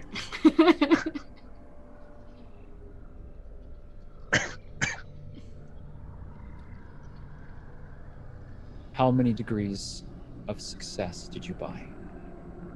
Degrees of success is what I just bought. Very well. You have lessened the strike considerably. You roll out of the way. You're covered now in dirt, leaves, and mud, leaving your backpack strewn out behind you, and your bedding is tossed and thrown to the wind as you immediately duck and roll away. And you feel something bite heavily into you. What? It is not living. It is the strike of the blade as it rakes across your leg, tearing into flesh, and you feel warm blood. But you know that if you had not moved, that would have hit you square in the chest. You are taking a small amount of damage that you will have to mitigate, but I will tell you, had you not bought those successes, I don't think that you would have made it. 2, 5, and 1. You'll have to move those. What is your damage threshold? 8. 8. It's exactly 8. So you have 7, or I'm sorry, you have 8 exactly, so you'll have to 8 move. exactly. Yeah. So you are lucky in this moment as you slide forward and you feel blood well up on your leg as you roll.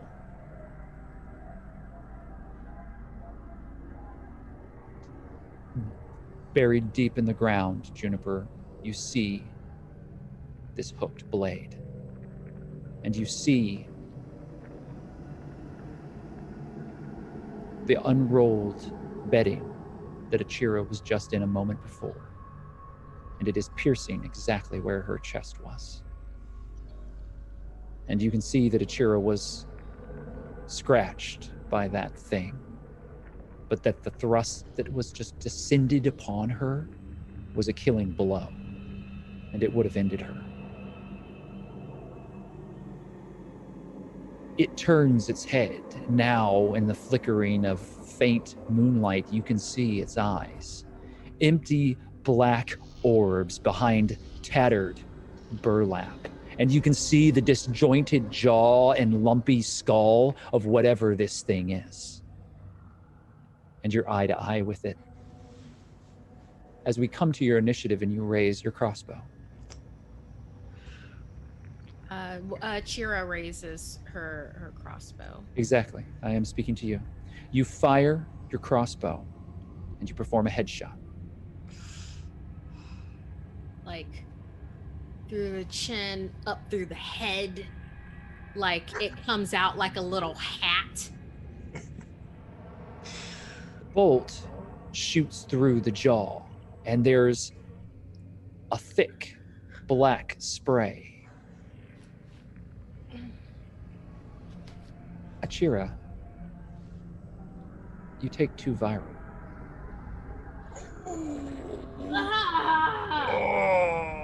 Ah! You have just fired a crossbow bolt into this thing's head at close range, and the black bile that is contained within its skull sprays across you in a thick, inky miasma, and it reeks of rotten flesh and twisted, acidic, ferrous blood. And it's warm, and you feel within it a squirm, and you realize that there are maggots on you as well, and they are working their way across you, finding their way down your shirt and into your jacket. You feel their small squirming bodies in this thick viscous fluid working its way across your skin. Is there any way I can do a first aid, or is there a freak out skill where it's just like... You may douse yourself in your drinking water. That may help. Done But deal.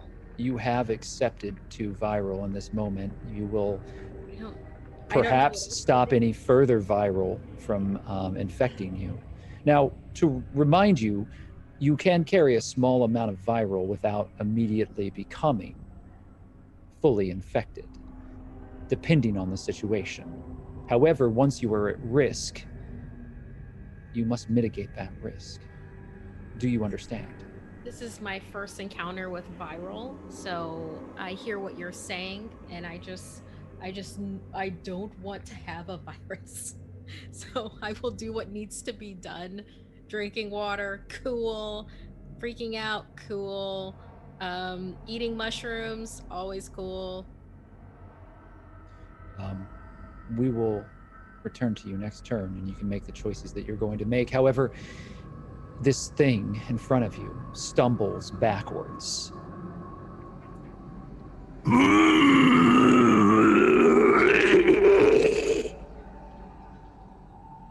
Blood and black bile pours forth as it stumbles back. It pinwheels its arms wildly, slashing at everything around it. I'm going to spend 100 risk. It keeps going. Oh. It moves and swings wildly with this bolt still jarred into its lower half of its jaw. And you can see the tip of it, the bright tip of metal coming out from the other side of the burlap as it turns. You have certainly, however, thrown it off balance and put it at a disadvantage. While it has not dropped to the ground,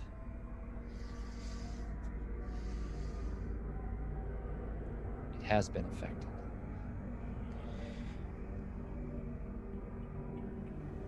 As you run, Juniper, you have failed. In this moment, there is a horrid roar as this thing has been grievously wounded by Achira's shot. However, it starts pinwheeling wildly through the space, swinging its blade. How many degrees of failure did you fail this by? 1. You drop to the ground. You are prone again. You take no damage, but you also are not hit by that enormous hooked blade that slides over your head as you drop. You have barely escaped being struck by it. And you are prone once again, which means that you will be adding speed dice to your roll next turn as you try to once again regain your footing and move forward. Of course, you were of no help to Digger, who you now see across the grove attempting to stand on his own. Digger, we've already resolved how we are going to handle this, and we have, I believe, come to an agreement. Yes. Would you like to describe how you do not stand?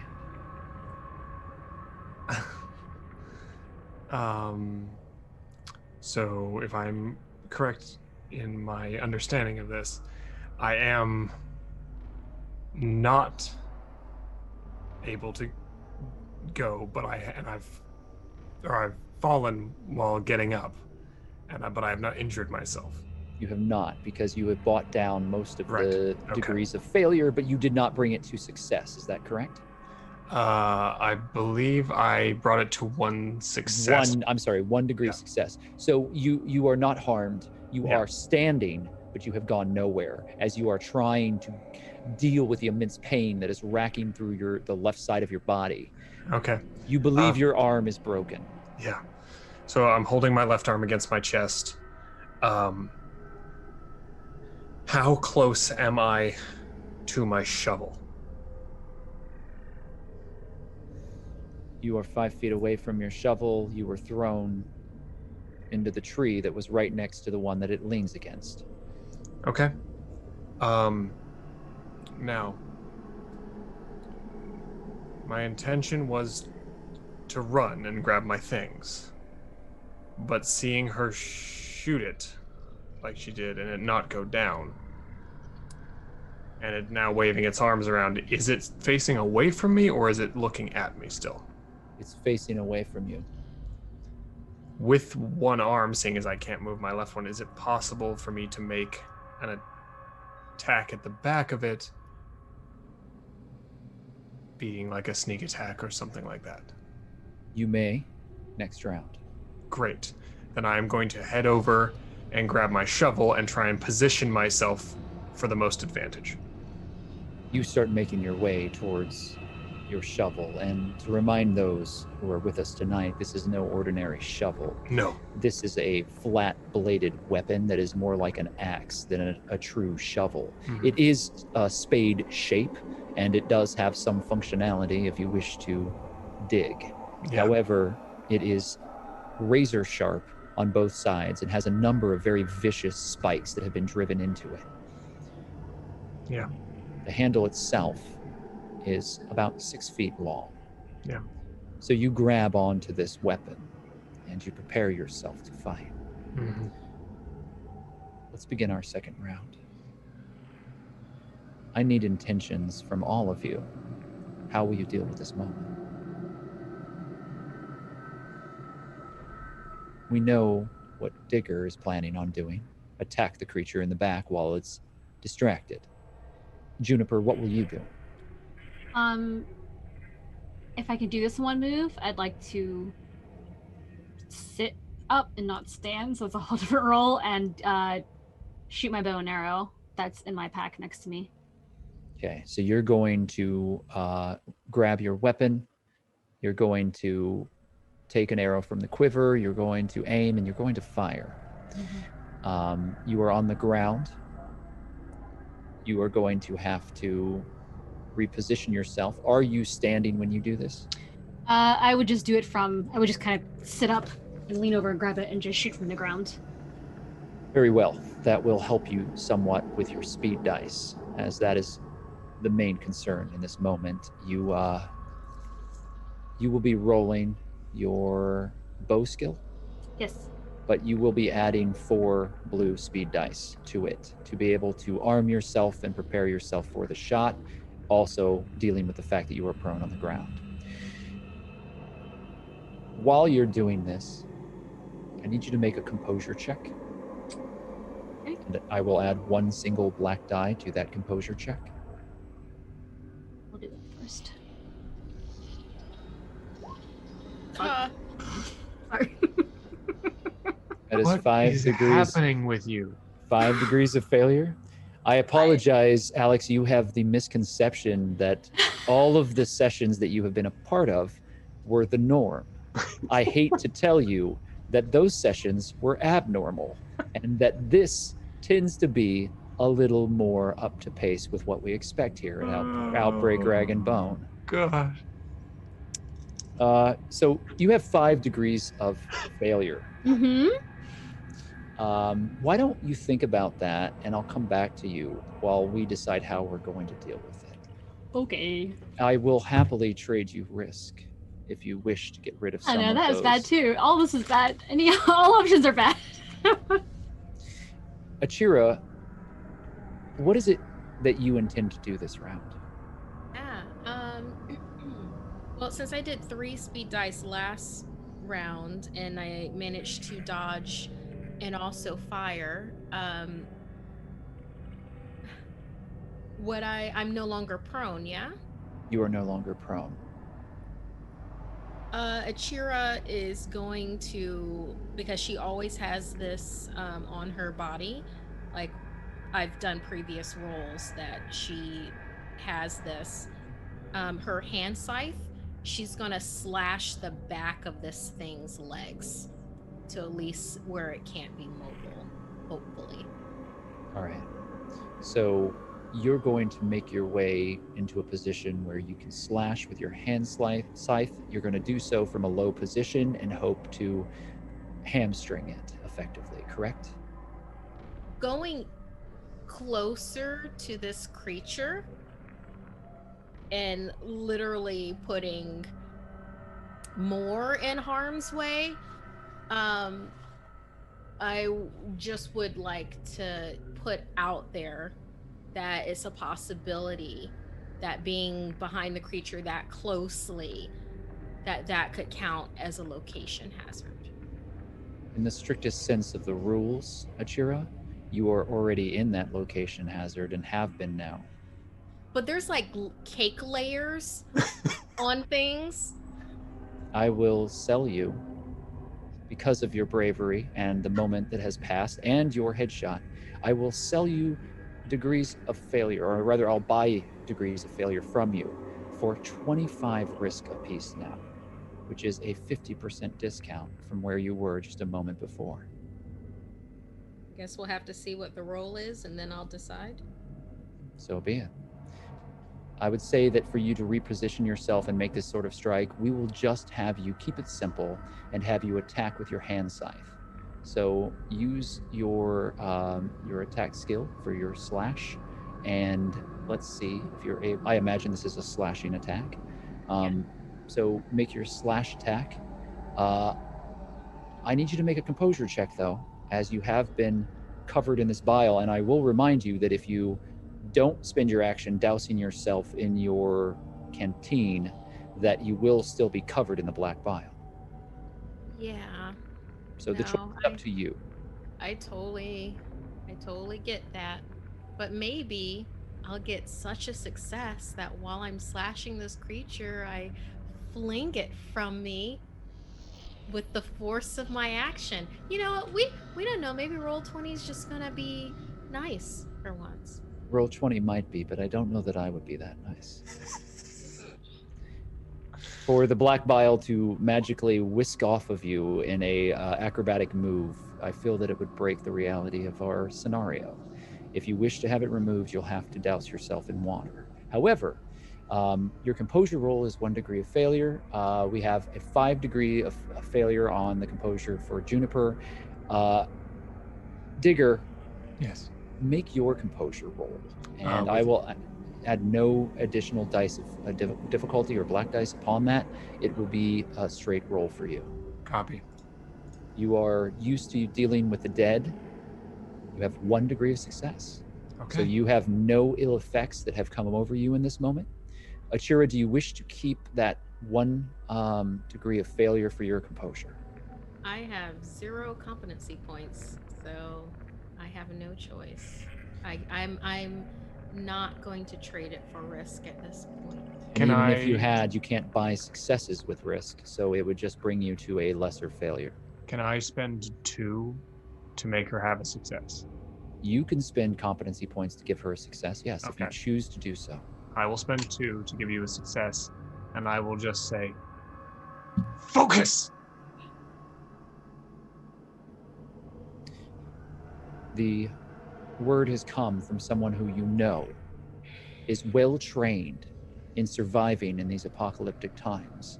Digger has proven himself time and time again to be able to walk amongst the Romeros unlike anyone that you've ever seen before. 10-4 sent both of you out here to find him, to drag him from his isolation so that they could use his knowledge to help to understand more about what was happening. Neither of you had any inkling that this would happen, that one of these abominations, these dead things would appear and give you first-hand understanding of what it was. But here you are now. And if you know anything, Achira, you know that whatever Digger is going to do is going to be the best informed choice that any of you have for survival. So you are inspired. And in that inspired moment, you gather yourself and you see the situation at hand, and you know that you can survive this if you struggle and fight and not give up. Juniper, however, has 5 degrees of failure. I can't help you with that. And Juniper, I have to ask, is there anything that you wish to do, or do you wish to take it? I take it because the situation is pretty bad. And I kind of feel like survival is the only option. So I take it. Which means that's the total of the 3 composure, right? To turn. Right. So Olive takes hold. Okay. And Olive immediately understands the situation. It's as if Olive had been standing next to Juniper this entire time. And before she takes hold, Juniper, you remember what she was shouting at you as Achira rolls out of the way. Just shoot her in the leg and let's run!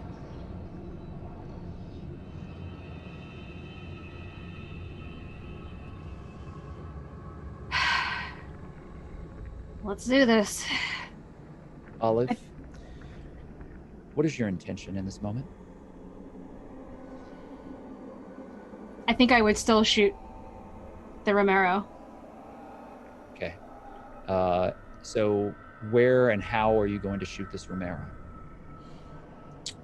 I am going to go for a kneecap to try to get it to just fall down.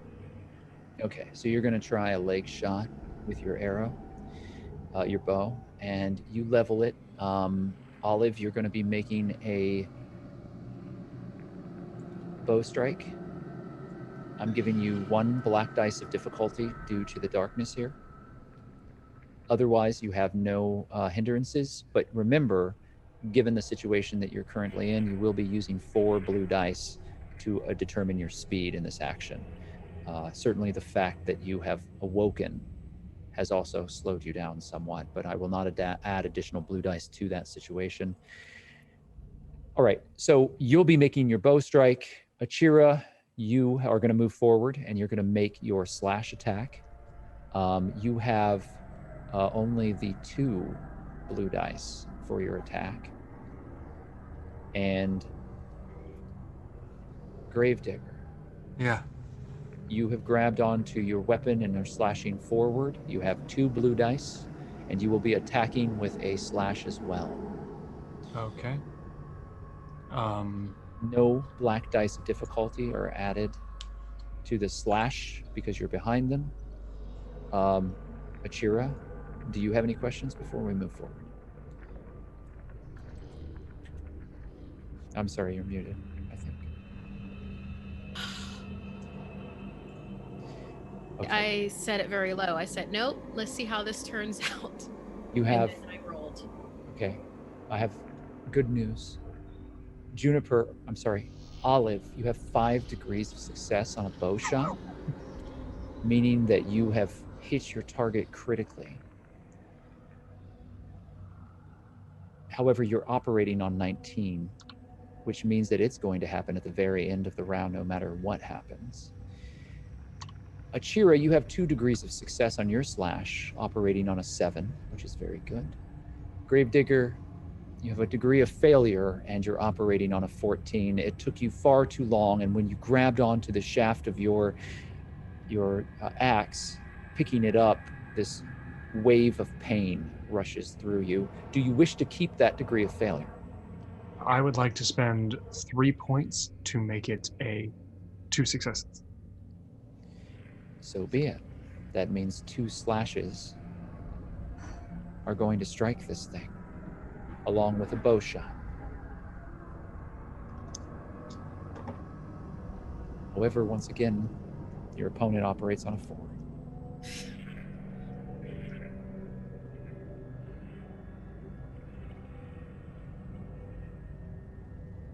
Achira moves quickly. You roll. Olive, you grab the bow and you aim. Digger, you step forward with this makeshift axe shovel in your hands, ready to swing it across your opponent, striking their back. The thing stands there, this mass of muscle and perverted flesh, dressed in this ragged clothing as it swings wildly with this rusted metal hook. It pinwheels about,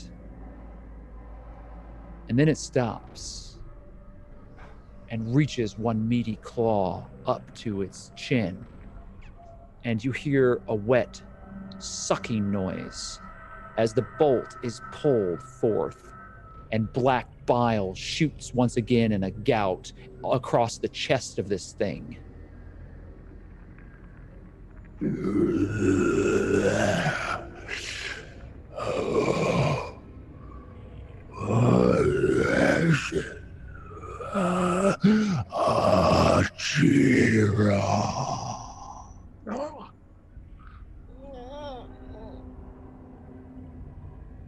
Below on the ground now, the mud has become a black pool filled with maggots that squirm and gyrate there beneath this thing. And those ragged rope and burlap covered feet reposition themselves.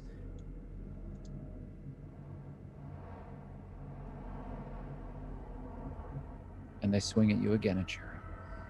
Oh, come on.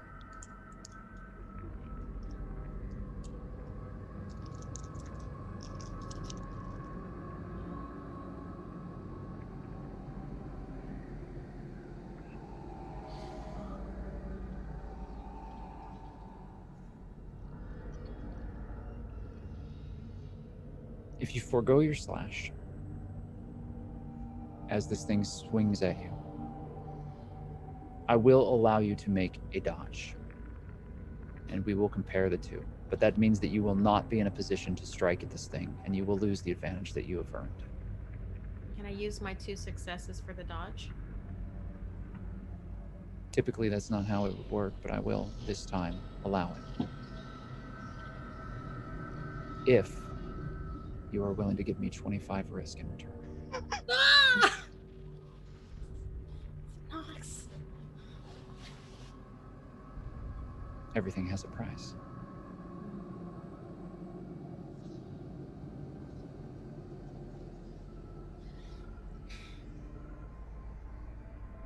Is there any way I can ask how much risk you have already? 6. I'm not going to do that to everyone else. I feel like if I give you more, it'd be worse in the long run. Indeed, it might. It would be unfair for me to tell you otherwise. Oh my But you've already seen what this thing is capable of and the amount of risk that I've had to spend to enact certain things. The choice is yours. I wish that there was something that mitigated risk. I really wish there was. I have 7 gestalt points, which is enough to like unlock a full ass ability.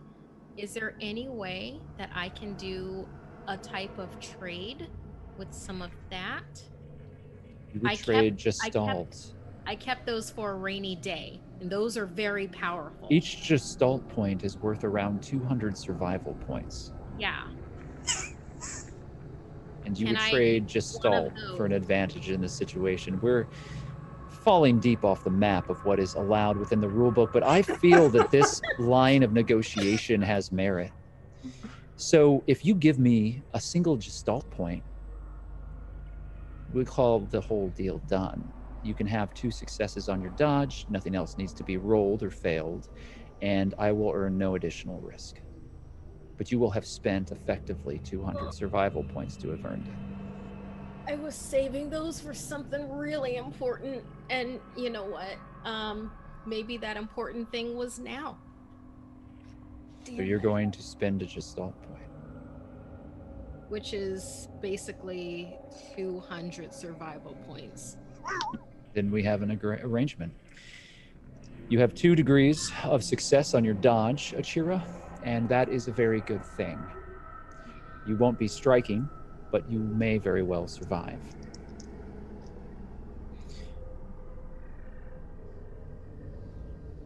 2, 4, and a 3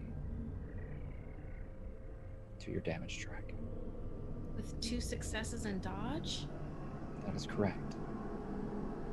The full strike did not land. What has hit you is something else. You have a 2, a 4, and a 3. That's if you had critically succeeded on your dodge, that would have been a different situation, but this is where you are. One of those gets past my damage threshold. 1 point gets passed. So then you have an injury, and it is a flesh wound. Now, it would be unfair of me. Is it possible to mitigate the earlier brush that I had to just make that a little bit worse than taking a full injury? Yeah, I didn't. Friend, it is long past. It Got would be irresponsible of me to play with reality so carelessly. Got it. You are in the situation that you are in this moment, and we have negotiated, and I feel that we've both been fair with one another. You have 1 injury now. It is a flesh wound, and I will tell you clearly, you have 2 viral already and are covered in black bile with an open wound. You make what choices you need to, but your next action is going to be crucial to whether or not Achira survives one way or another. Do you understand what I'm saying? Yeah, gotta get this crap off me in the next turn, otherwise there'll be more than one original cast member that sings and talks to everybody while they're dead. That is correct. You are smart enough, Achira, to know that if that black bile gets into that open wound, you're going to be infected. And this is no normal infection. You saw what it did to that thing. You've witnessed this black bile and what it does. It doesn't just reanimate dead flesh. It doesn't bring the dead back. It perverts them. And it makes them monstrous and unimaginably dangerous. But more importantly, there seems to be intelligence there. There seems to be some amount of understanding, cognitive behavior. They know what sort of hell is that. You have 1 round. Those 2 successes in dodge, can I use those to get out of the spray zone for any other attacks that happen? You move back. You are still within the perimeter of your camp. You're not sure where this spray zone ends, but you've moved yourself as far back as you can. You have prepared yourself, and you are now aware of the situation. That brings us past 7, and we're going to move forward at a 14. Digger. Yeah. Your slash is a failure, but you had bought it into a 2-degree success, correct? Yes, correct. So you are striking this foe in the back. And you witness as you speak over to Achira, you can see that they had a very clear shot and they were about to make it. But as this thing pivoted, pulled this bolt out from its chin, turned and slashed, she rolled out of the way at the last minute. Achira just saved her life once again. And you are impressed by how quick she is. How quick she is on her feet, and how quickly she can make good decisions. Because if she had been in the range of that thing, that black bile would have been raining down on her right now, and she would have been covered in it. Torrents of maggoty pus continue to flow around this thing. Luckily, your axe keeps you at a fair distance, and you swing with your shovel, and you strike the creature in the back. If at all possible, I'd really like to be aiming for the back of the neck. Afraid that with that many successes, That's you're fair. not going to be doing an aimed shot. That's fair. We look at your roll, and if we look at it, it's a 5. And that means, I believe, I don't have my chart right in front of me, but I believe that's center mass. So we determine where on the body you strike an opponent based on the tens digit of your roll. Okay. And regardless, I'm saying that you have currently struck this thing in the back as close to the neck as you can get. However, this thing is so muscled, it's hard to say where its neck actually is. Okay. I will say, however, that as it pulls and drops this bolt, Digger, you open an enormous gash across its back, and it immediately howls.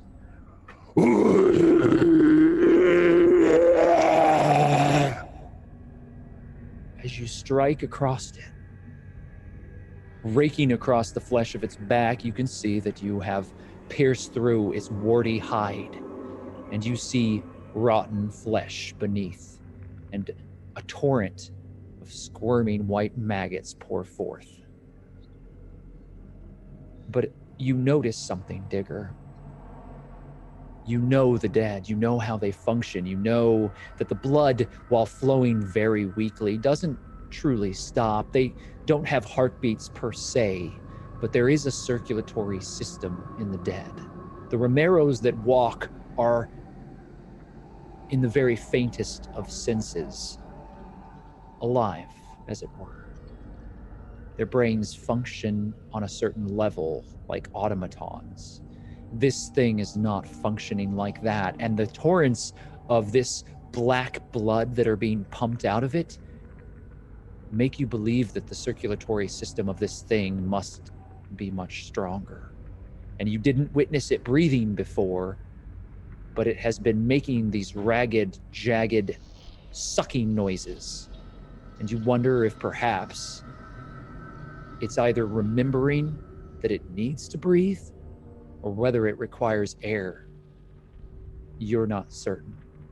There are so many questions in this moment, but as it pulls this bolt out, and as you strike across it, you spin, you feel the pain in your arm, and you have dealt it a blow worthy of someone with 2 functional arms. And it has been harmed. But as it drops that bolt, alongside it, its burlap mask falls to the ground as well. And it wheels around towards the source of that attack.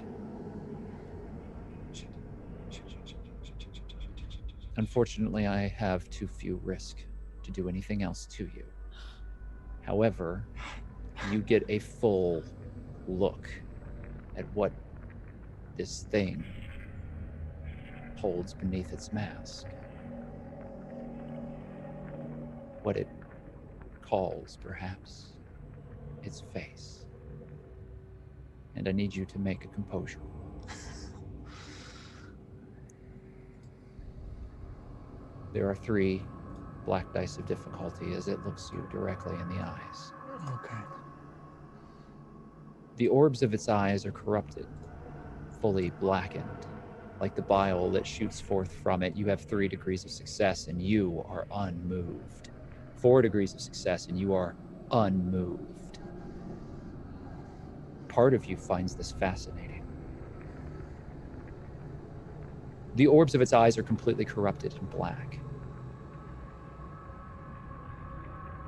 Around it, what is left of the flesh is a stark light gray. And there are veins that are interworked around bulging tumors that have risen across the scalp. There are small patches of hair that hang wet and slick across its face. And it has no remaining nose. It has rotten itself down to a snout like a skull. There are no real lips to speak of, though there are tendons of flesh that are still wrapped around it, and it has a hideous, permanent grin of shattered brown and white teeth. Oh, so different. It has no ears, except for small stubs of where ears might have once been, and more pockmarked growths that have worked their way around the neck into a bulging mass of muscles. And it seems to take no notice that its face has been revealed. It does not seem to care or have any ounce of humility in this moment. It only sees you. And you realize you've managed to keep it from attacking Achira next round. You have bought her a moment, a brief moment, and it's a moment that might cost you your life. It's at that point that an arrow pierces through its leg. It howls once again in pain. Olive, standing behind this thing, has the deathly, glassy glaze of a murderer. And you see her across this darkened patch of your camp. And she stands there, glowering with hate. And it strikes you, Digger. You are so far removed from people. But you don't think she just hates this creature.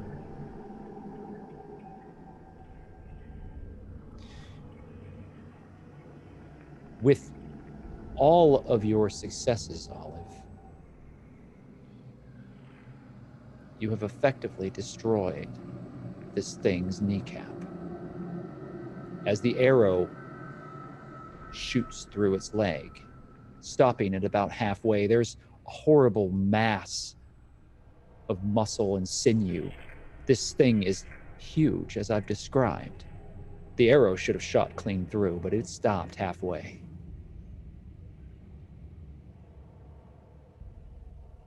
And I've made my roll, and it has buckled, dropping down to one knee. Its exposed face now on the ground as both of its hands shoot out forward and slap into the mud to stabilize itself.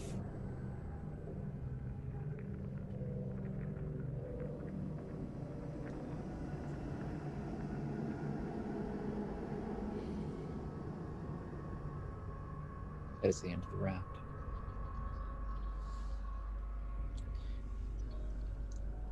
Rowan, I need you to make a spot listen check.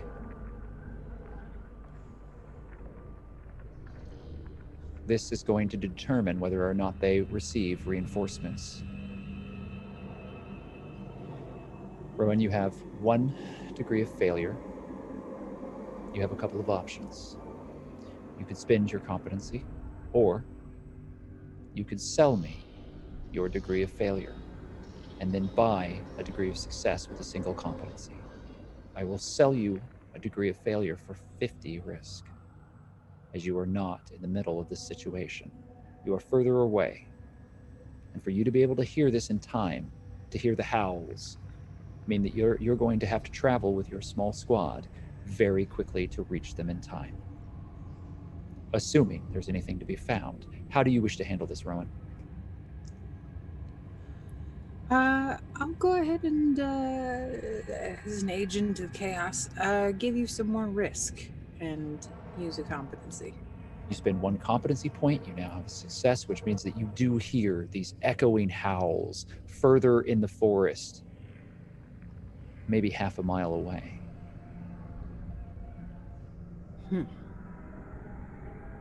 I have now 56 risk, I believe.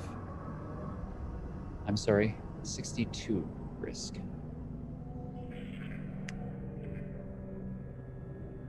You gather your troops.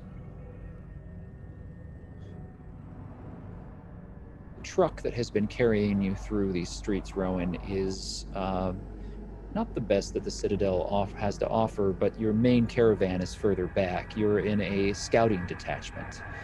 Fairly typical. Send out the shit that you don't care about. You make sure that everybody who sees you thinks that maybe the sit isn't quite as well off as maybe everyone might suspect it is. Gives them a little credence, but by the way, these vehicles are fairly disposable.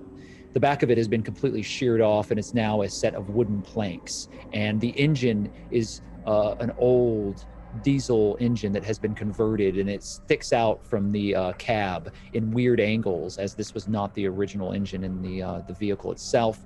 And there is absolutely no hood to the thing.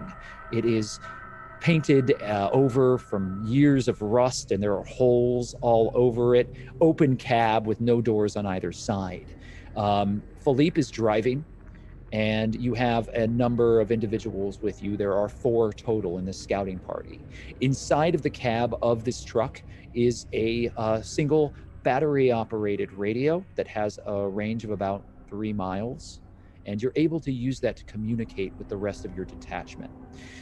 How do you wish to handle this as you move forward?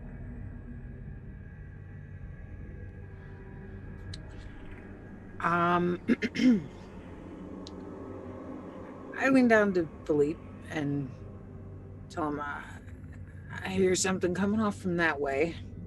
Be careful. Maybe don't approach too fast. Maybe take a wide circle around. See if we can get an eye on what's going on a little sooner than, they see us coming. Let's see them before they see us, essentially. All right. So you begin repositioning yourself. The engine is fairly loud, and you start making your way through the roughshod roads of the rail line.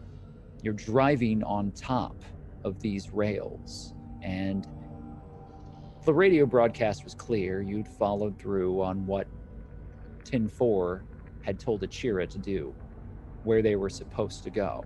And you had backtracked, you'd found some sign of them near the pit, and as the iron cage was in your rear view, you started to pick up their trail. You and the others are currently on this scouting detachment off of a little further road that is closer to some of these overgrown areas, and you hear this horrid, monstrous howl, and it reminds you of Grey Ridge, of that thing that you all found. And you realize that this isn't just a situation where you might run into a few of the Romeros. This is bad news. Philippe looks back, but keeps driving, keeping the engine at kind of a steady purr, trying not to make so much noise as to alert all the Romeros in the area. He looks back. Hey, boss, when do you want to kill the engine and do this by foot? I just want to make sure that we do not, bring them all to our sides here as we're trying to figure out what the fuck is going on. Yeah, no, I agree. However, did you hear that? That sounds like that big fucker back at Grey Ridge. I don't hear anything other than the engine, boss. I can hear nothing. You tell me, what do you hear?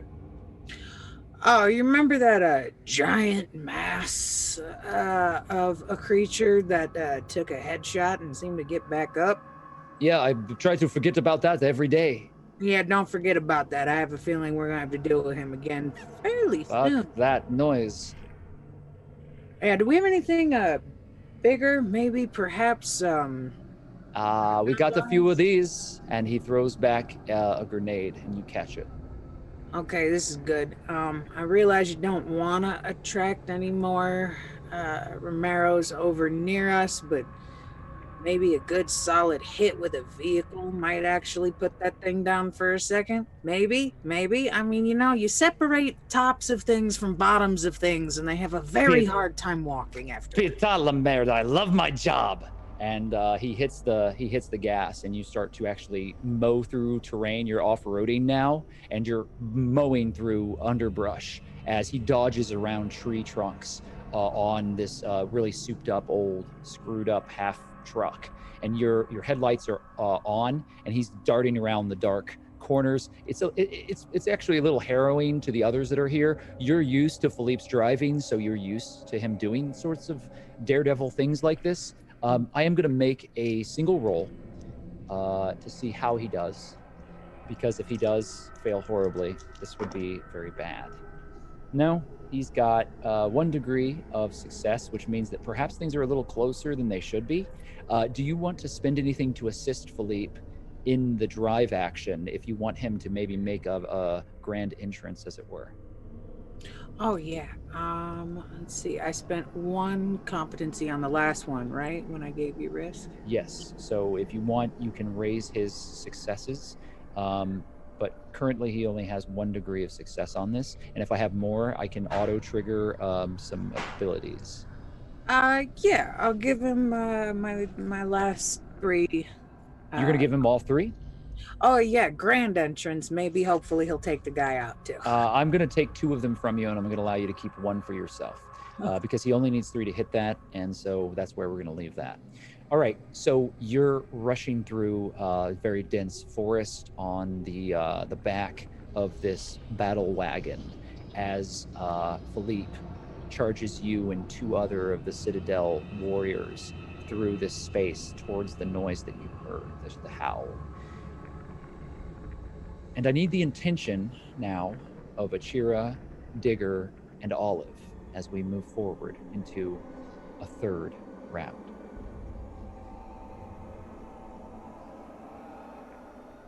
You are muted, my friend Alex. Right. The Romero has fallen down in front of me, correct? Because it was looking at me and then fell. It is looking directly at you, and then the arrow punches through its knee, and it falls to the ground, and it breaks eye contact with you. So you now have the freedom to do what you want. Although you have gotten a full look at its face, and that's going to haunt you for the rest of your life. Yeah. My intention is to use my shovel as a guillotine and slice with it down on its knees. Very well. I'm going to have you... You're going to roll 3 blue dice, given your injury. You are going to have 1 black die added to it, given your injury. And then you're going to roll a slash. Copy that. And that will be the determining factor as to how well you succeed or fail. Olive, what is your intention in this round? I think I would want to also make sure it was dead Fosho. The only weapon I have is my bow. So just from where I'm standing, headshot. you will have to reposition yourself, which means that you're going to have to Okay. move closer to the creature Mhm. and also put yourself closer to both where Digger and Achira are. Okay. Okay, so you're going to choose to do that so that you can try to get a headshot. Yes. You may then roll your bow skill. You have 1 black die added to Mhm. that, given the situation. And you are going to be rolling only 2 blue speed die this time, as you are now ready to fire. All right. Achira, what is your intention in this moment as you have pulled yourself back out of the immediate range of the sprays of blood and the strikes of this creature? You witness everything that's just happened, though, and in a blur, it's now on the ground due to Juniper's attack. Achira's priority would be getting the viral agent off of herself. I'm wondering about the method of doing that. Would it be better to try to first aid the wound and then clean herself, or to clean herself um, and then afterwards try first aid when they're trying to possibly escape? So I'm not this is sure. going to be a singular action. You're going to tell me how you do it, because narratively I may give you some amount of benefit based on that, based on the actual actions that you take. It may be a multi-action round, but it will be one that is slower for you. So you will have a penalty to the speed at which you can do this, meaning you're going to be rolling additional blue dice, and you won't be acting first, most likely, but you'll be able to do multiple things. And you'll be dousing yourself in water, which is cleaning yourself off, and then you will also be performing quick first aid to cover the wound as best as you can. Now, my question to you is that since you have rolled out of the way, your backpack is scattered. Do you wish to add to that in you trying to grab a first aid kit or something like that so that you can use it for your first aid check? Make sure that I. Unless you have one that you always carry on you and you can make that argument. Well, I have a 1 in my training value bonus for a first aid kit. Um, I feel like as a scout, there are 3 things that Achira would always keep on herself. That is that hand scythe, that is 1 extra rope, and the first aid kit. I just kind of feel like that's what she would do, but You've convinced I'm me. It's a very simple, logical puzzle to solve. You, as a scout, would always have a small first aid kit on you. You'll use that. You'll get to use your kit bonus, and you'll be able to affect your first aid roll in that way.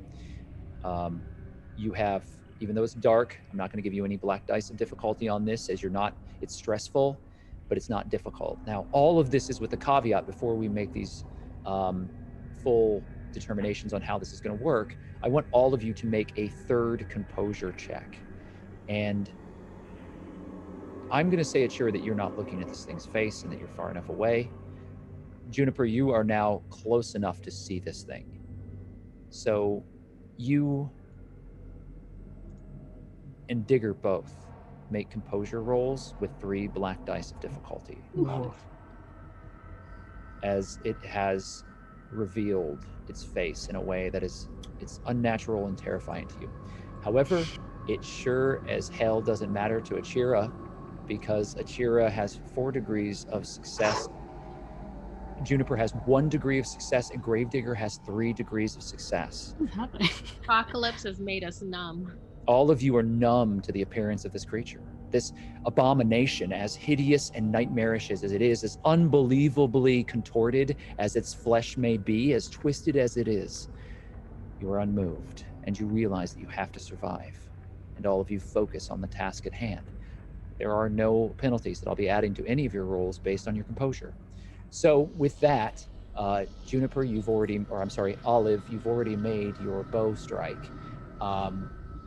You're making a slash attack Digger. Did you already make your roll? I did. I got 1 degree of success, but I would like to spend my 2/3 of my remaining competency points to bump it to 3 degrees of success. 3 degrees of success are going to strike. Now I will resolve that in a moment. Yeah. What is your speed on that roll? 6. Okay. And Olive, what was your speed on your bow shot? 5. And Achira, what was the speed that we were going to operate for you on your... Well, you haven't made your first aid roll, so you're going to make a first aid roll? Okay. and that is going to be the determining factor. The water is just part of it, but you have 4 speed dice to roll. Four speed dice? 4 blue dice for this multi-action. So you're covering yourself, you're washing yourself off, and you're wrapping your leg with your medical kit as quick as you can Got it. to try to remove the viral agent and prevent the wound from being open, which will prevent it potentially from becoming infected if it's touching anything else for the moment. Oh, thank God. Ooh. You Oh have my 3 God. degrees of success, and your speed is at a 7. Oh my God. I'll be freaking damned too. Oh, Your my opponent, guides don't your want your opponent character to- operates on an 8. Yeah. Oh. Finally. 7, 8. It was so fast before. Oh my God. Y'all. However, Too emotional right now. someone else is going on a 13. Cool. So with this, we will start with the bow shot. You have 3 degrees of success. Yeah. All right. Allow me to make a quick roll here to see how much is going to be potentially mitigated.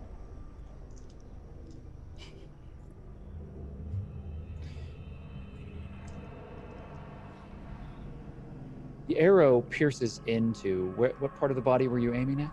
The head. Okay, you were aiming for the head. However, you hit its neck, and you watch as it's just massive form, and it's moving around and thrashing as it's affected by this shot. You know, this arrow that you put through its knee and the slash on the back.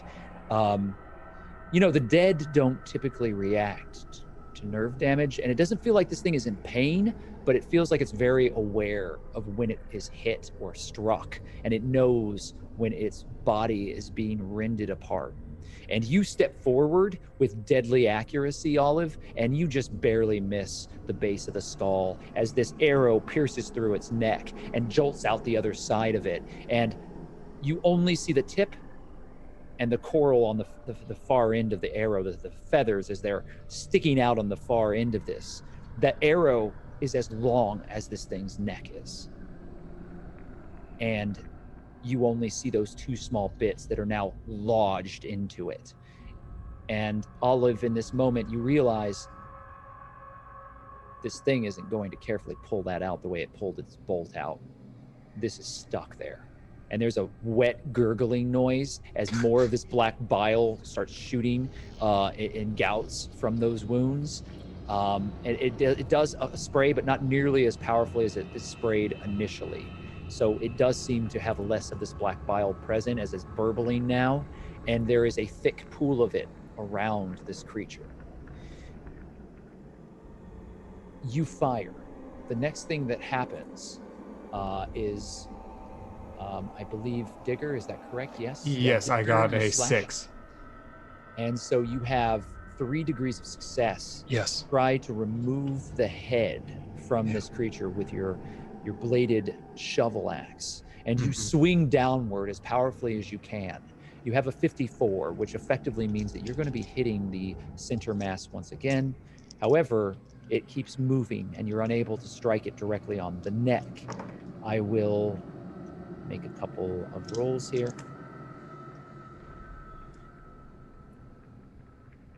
You definitely dig into the flesh of this thing, and you watch another gout of rotten flesh and sinew expose itself beneath this pasty gray skin that's on the other side of this too tight, worn, old jumpsuit that it's wearing, this faded black thing. However, all of that is ripped open, and you're seeing this massive open patch of flesh on the back, and your slash cuts into it.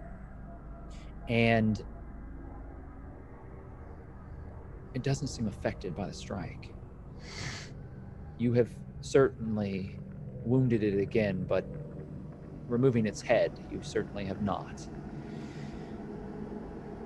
Finally, Achira, you backing up even further if you choose, douse yourself in water You begin cleaning yourself, and you wrap your wounded leg, which is a jagged, nasty-looking, barbed, bleeding wound.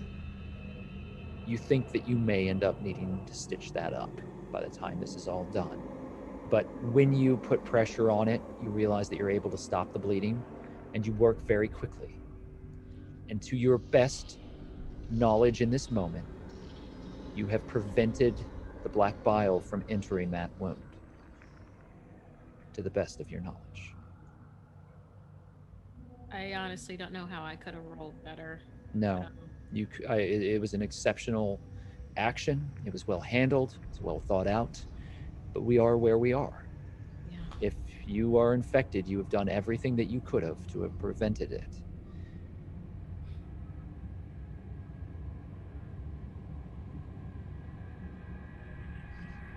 I need everyone to make a dodge roll. As trees snap and underbrush explodes outward, as a truck rams into this thing, as it pulls itself up, standing once again and turning towards you, Olive. Everybody, roll dodge.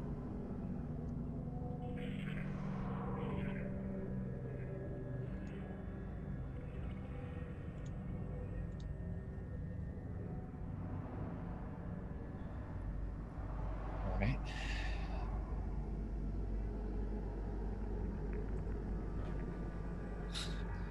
Shira, you have 3 degrees of success. You are far enough back that you see the lights before the vehicle bursts through the underbrush, and you hear the rumble of the engine. Can I shout to the others to only take one of those degrees of success for myself and pass on the other two to the other two? It's still gonna be failures, but Well, I have 1 survival point left. I still have all 6 because I'm Olive now. Olive has new competency, Mm. so Olive will probably be able to get out of Or it. not survival, I meant competence. then I'll do one over to Digger then, kind of like a watch out type of a thing, and keep 2 for myself then. You wish to offer your successes over as a group action. You wish to pool all of your rolls to try to balance them out in a way that will assist everyone as you shout out. Well, like 1 and keep the other 2 for me. I understand. If I told you that this is a contested roll, would that change your thoughts on this matter?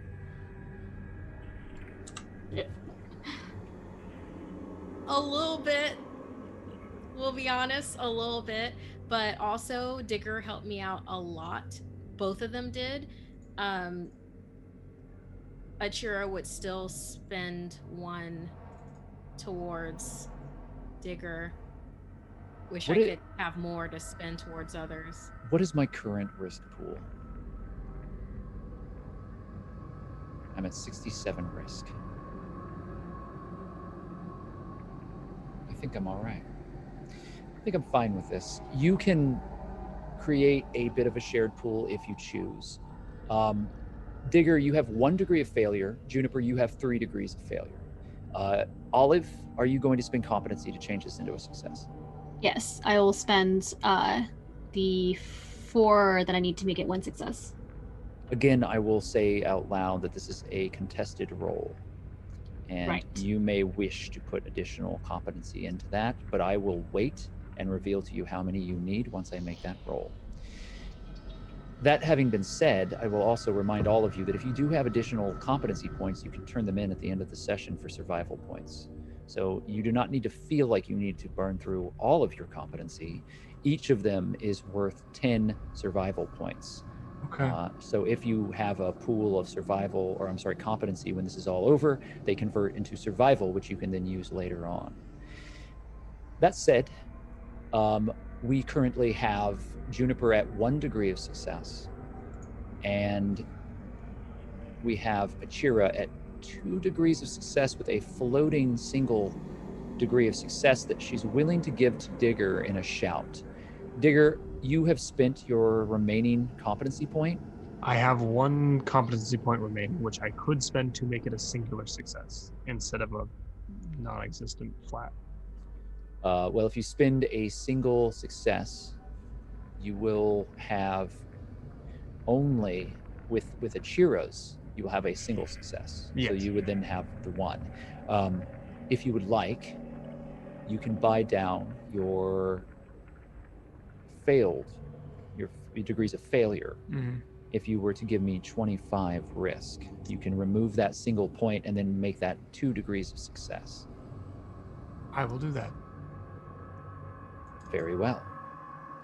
I add 25 risk to my pool.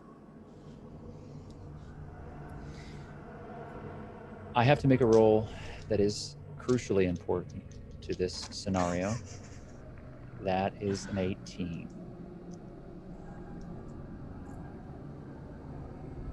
So 18 what? well, it's an 18 on a drive check. So yeah, that's a lot of degrees of success. Everyone needs not Achira, but Digger and Juniper. You both have currently 1 degree of success. I believe I have 2. 2. You have 2 degrees of success, and you have 1. Olive, is that correct? I can raise it. Okay. We need to make those 3 degrees of success somehow. All of them. If no one else is to be hit by this vehicle. I can make mine a total of 3. I have 2 more left. So I've spent all of my competency points in one go. I don't Have you- any competency points left. I gave Have you one spent away. everything? Are all of the competency points spent? And well, now that there's this truck that's just happened, and it's like it entered into a new Oh environment my god. and made everything into this new thing. Rowan, do you wish to spend any competency to help your survivor allies? I say allies, but I'll allow you to decide that later. Yeah, I have 1 left, and I will give it to who has the least, which I believe is Gravedigger, right? Yeah. So Digger and Olive, by the skin of their teeth, have reached the threshold to jump out of the way as this massive abomination turns, raising back up, lifting the hook in its massive razor-wrapped fists and preparing to swing at Olive. As Olive jumps, hearing the vehicle behind her, not thinking about it, rolling into the trees. Many of you will have superficial wounds having thrown yourself forward. As this thing is struck, full-bodied, by a truck, lifted up off its feet and carried onto the tree on the other side of this grove, where it is pinned. The lights and the horn in the space. And you see a number of armed opponents begin firing into it. Rowan, what would you like to do? Do I see the 3 of them when I get You up? saw figures jump out of the way. You had no time to clock exactly who it was. You just knew what the big thing was, and so did Philippe. He hit the gas. Do we have, because the Citadel's pretty stocked, do we happen to have a video camera on us by any chance? How many survival points are you willing to give me? Ooh, I don't even You know. can easily have one, but I would require, and I told you this before, that I would charge you half of what I would normally charge for survival points. If you give me 25 survival points, I'll give you a VHS camera. That sounds good to me, because I'm sure I have You it. have that. You can mark it, and we'll deal with it later. So you do have a camera. I'm gonna pull my gun out, but also pull the camera out and kind of like hold it like how people hold flashlights over their guns. And I'm gonna stay behind a large amount of the armed Citadel people that are there, and kind of be like, talk, you son of a bitch, trying to film it to get evidence of the fact that we have Romeros that can speak. The thing has been hit by this truck and is now pinned to a car. The front end of this truck is wrapped around it. It's a nightmare. The thing's face is exposed. It's unmoving, staring up blankly at you with the camera as you film what remains of what it calls a face. The light on it flickers, and you're seeing it. The gun is pointed, and you yell these things at it. I spend 100 risk. And we're going to end the session right there.